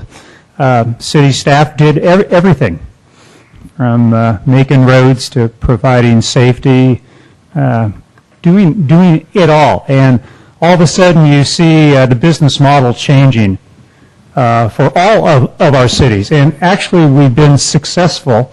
And I'd like to spend actually most of my talking about what those business combinations are, because in my work world, I worked with those, with startups. We made investments, and there were shareholders, and those kind of business combinations occurred there.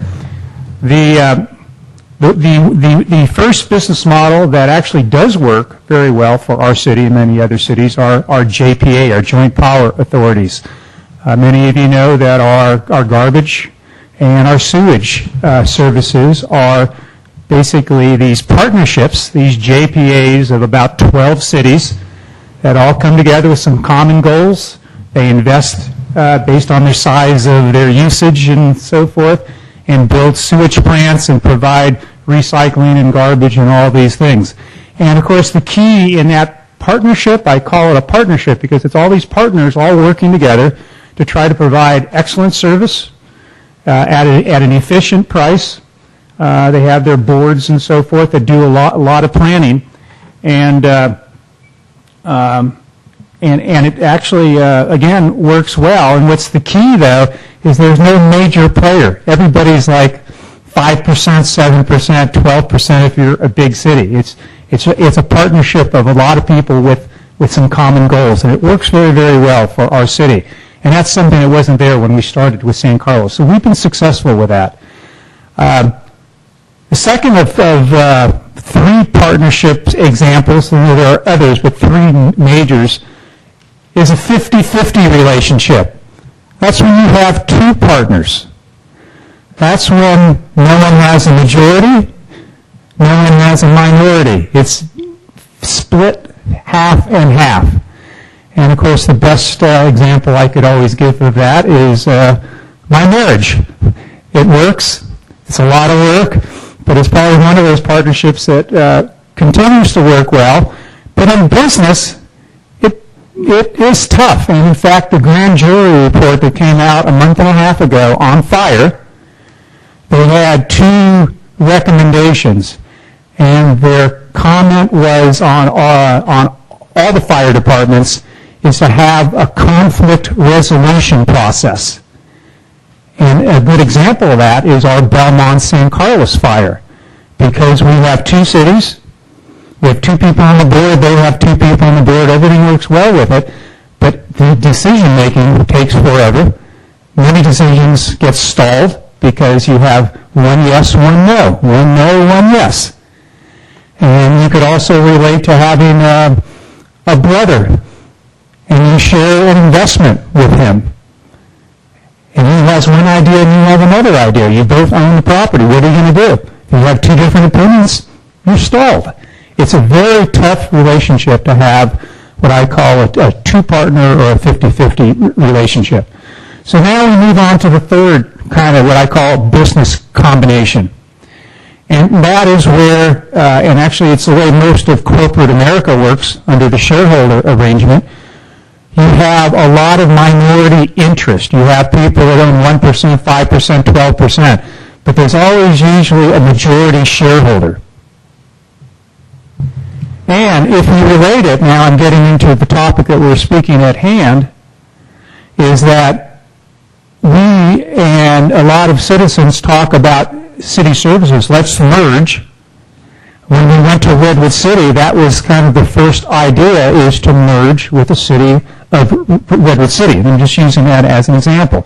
Well, Redwood City is 3 times our size in people. They're actually 4 times our size with the police department, because they get 20% more money, property tax, so they spend 20% more. So they're 4 times our size. If we were to merge with them, we would be a 20% player, a minority interest, what I would call. They would have 80%. And in that type of relationship, even though it's a merger, and that sounds better than the word I'm going to talk about later, outsourcing, in that relationship, that would be a merger, they would have 80% of the power, 80% of the calls, 80% of the decision-making, budget times, 80%. We would be basically a small player in an organization. And, of course, what you need to realize is when we approach them as a merger, very quickly into the process, they came back and realized this 80-20 ratio and said, you know, why don't we just do it for you? Which, to me, makes a lot of sense, because we're going to be a minority 20% player. How are we going to make calls? So think about those business combinations, those multi-JPAs where everybody's a minority, the pros and cons of the 50-50 type of partnership, and then normal business partnerships in which you have majority and minority shares, and how effective that works in business, but also how it can work for a city. And now I'm changing, because the Redwood City model, by them recommending, quote unquote, why don't we just do it for you, changes the concept of merger to outsourcing. But it's very, very similar, except it has one major advantage. When you outsource, you are a customer. What's that mean? In this case, what it means, and again, Redwood City, I'll talk about Sheriff Redwood City a little later in my next comments, but let's stay on the Redwood City model. We choose, as a customer, what services we want. We decide on the level of services. We want platinum, gold, silver. Okay?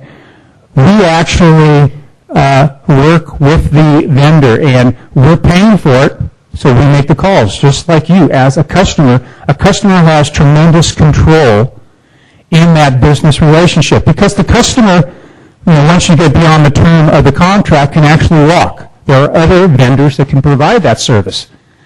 And even in police, I foresee other models out there, even privatization of police services.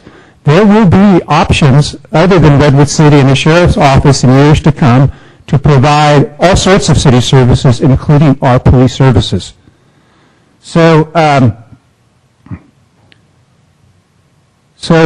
my whole summary of everything I've just said up to now is people don't like the word outsourcing.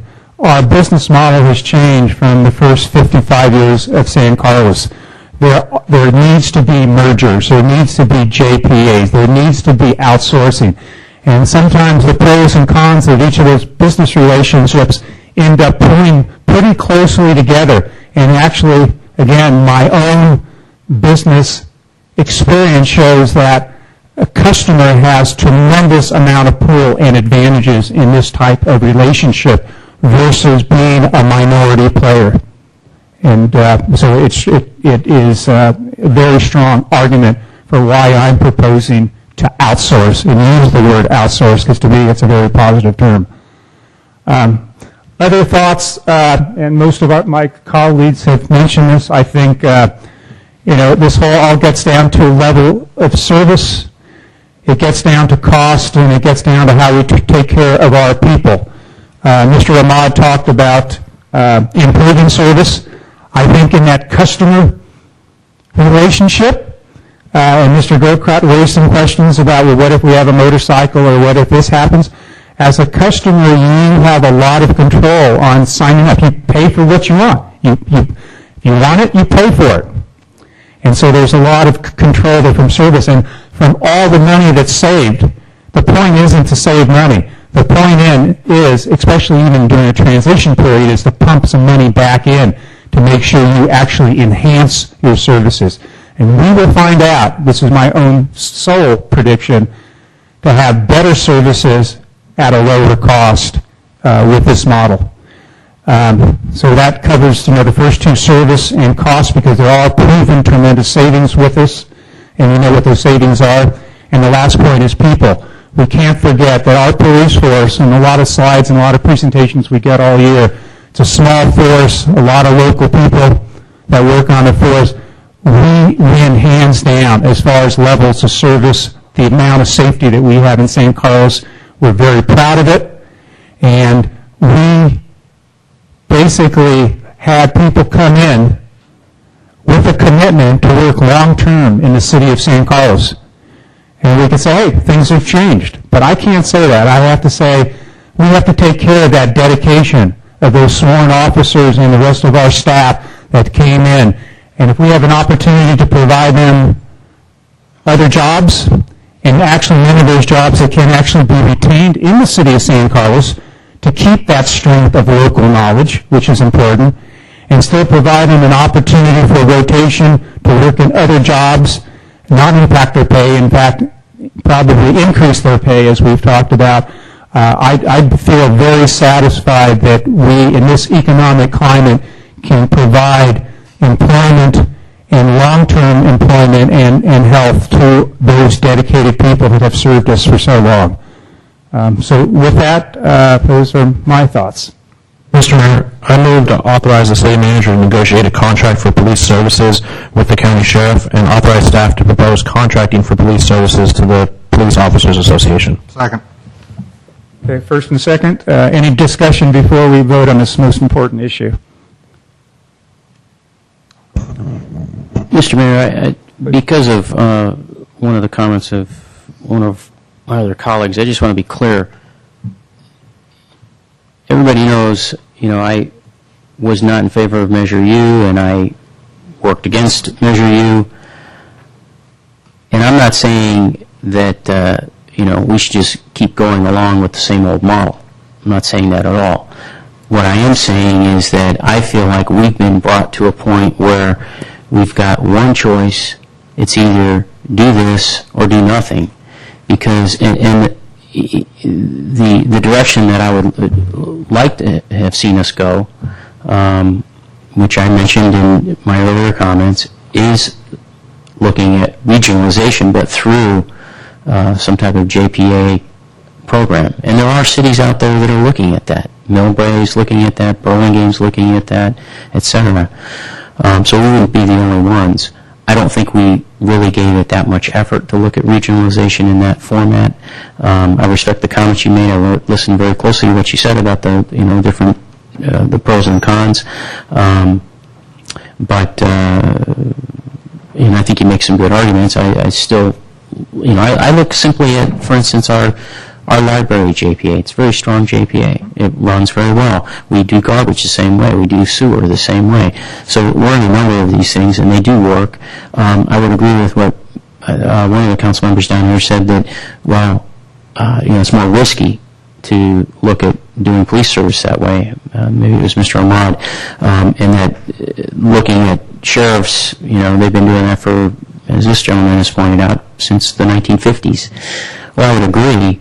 And I agree we're on the cusp of something different where we're going to have to do public safety differently.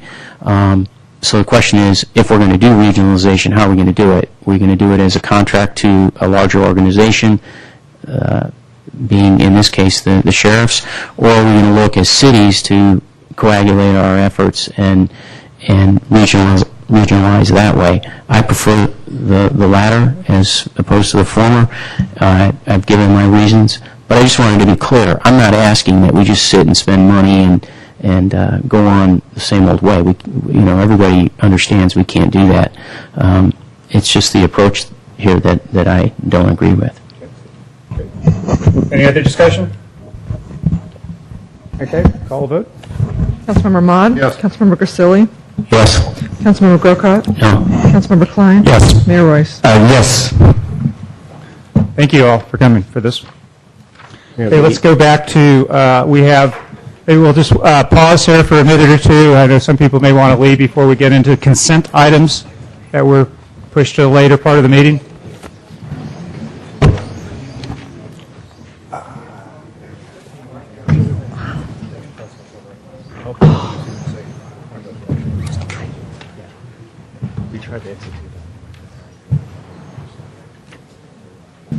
Yeah.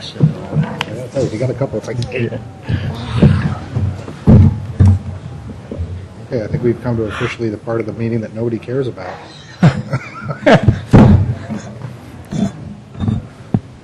Want to CEO over at the chamber staying because I pulled his item. Okay, so moving on to consent calendar, we have items C, D, G, and H. I'll let the council member who brought those up take us through each of those. So C, I believe was that you, Mr. Grocott? Yes, and actually, we could, I suppose, take C and D together. I simply pulled them because, as it says, the consent calendar is supposed to be routine items. Never in my 9 years on the council have we authorized to the city manager to continue spending money without a budget. So that to me is not routine, and I simply pulled it so that it would be something everybody's aware of. I know we're aware of it because it's on the agenda, but I think the citizens of San Carlos, the business people in San Carlos deserve to know that we're authorizing, or would be authorizing tonight by the passage of this, to go forward and spend money. There are guardrails in here. I acknowledge that. I'm not concerned about the item. I just wanted to pull it so that it would be something folks would be aware of. That, and it quite frankly has to do with, it's very much related to what we just went through, which is until we have some of these things worked out, it's going to be difficult to actually formulate a budget by July 1. Move approval items 8, C, and D. Second. Roll call, I guess. I'm sorry. One's actually council, one's actually RDA, so. Can we do yay and A? We need to separate the motion. We need to separate the motion, excuse me. I think you should separate them. Move approval item 8C. Second. Councilmember Ahmad? Yes. Councilmember Grisilli? Yes. Councilmember Grocott? Yes. Councilmember Klein? Yes. Mayor Roy? Yes. Move approval item 8D. Second. Roll call? Director Ahmad? Yes. Director Grisilli? Yes. Director Grocott? Yes. Director Klein? Yes. Chair Yes. Royce? Okay, G?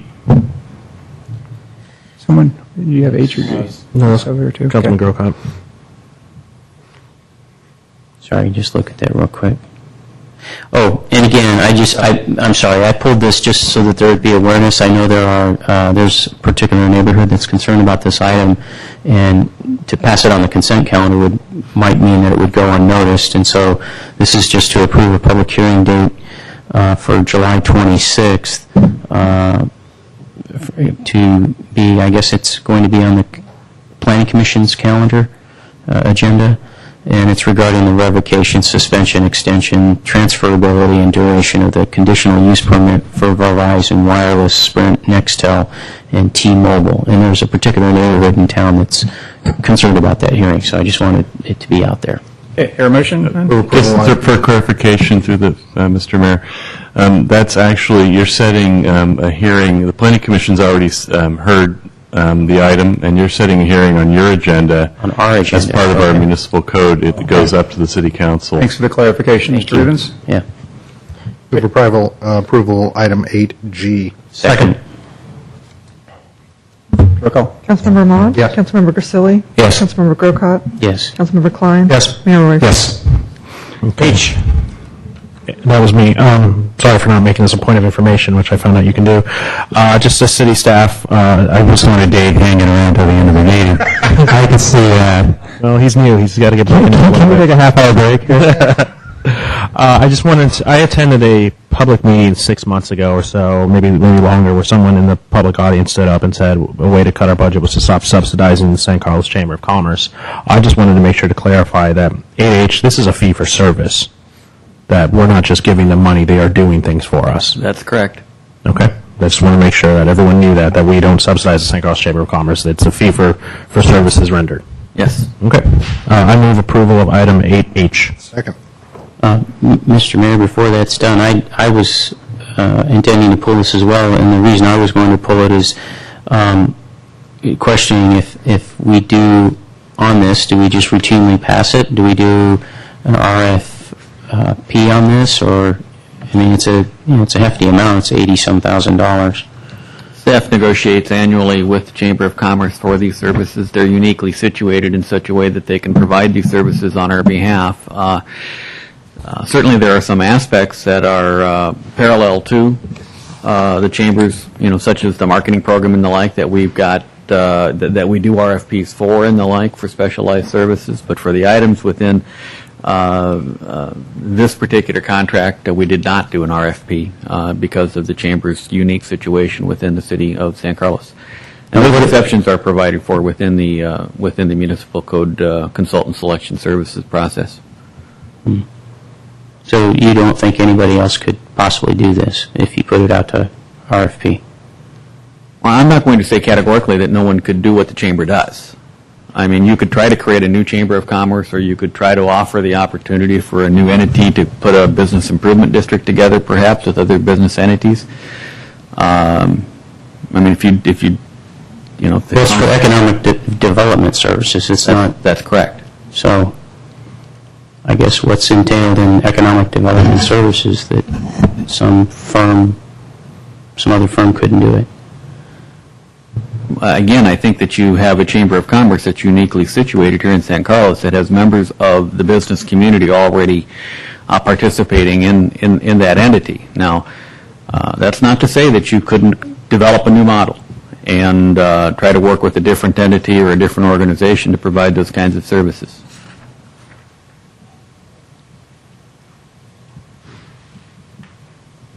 Mr. Mayor, I don't know if anybody else on the council sees it, that, the kind of things, I suppose, that would be in economic development services, which, I don't know. It seems to me you could have a professional firm that specializes in economic development that could provide something like that other than the Chamber. Not that the Chamber would go away or not do other things, but specifically as it pertains to aiding the RDA in economic development, I don't see that it has to be the Chamber. Through the chair, I agree with Councilman Grocott. I don't think it has to be through the Chamber. I think the fact that it is through the Chamber is a huge bonus to us, because the Chamber it's San Carlos businesses, it's about San Carlos, and if we hire out another company, they could probably do the same job, but I don't think they're going to have the same perspective and the same buy-in that the Chamber offers to us. So I think we're getting a great deal. Maybe if we go with another company, we save a couple $1,000s, but I think we lose a huge amount by doing that. So We don't know what the savings would be because we don't do an RFP on it. We have no idea. well, I'm okay with the amount, and so. Any other comments on either of these? I feel fine where it is now. You okay with that? Call the question. Bob? Call the question. Councilmember Mott? Yes. I'm sorry, it's director. Thank you. We don't have a motion yet, do we? Yeah, we do. Yes, we do. Oh, what But is it's directors. Thank you, former Mayor. Thank you. Vasili. You're welcome. Director Ahmad? Yes. Director Vasili? Yeah. Director Grocott? No. Director Klein? Yes. And Chair Royce? I think you should say yes. Yes. I was talking. And with that, adjourn the meeting. Jeff, thank you for all your work on that. I voted, I better walk out.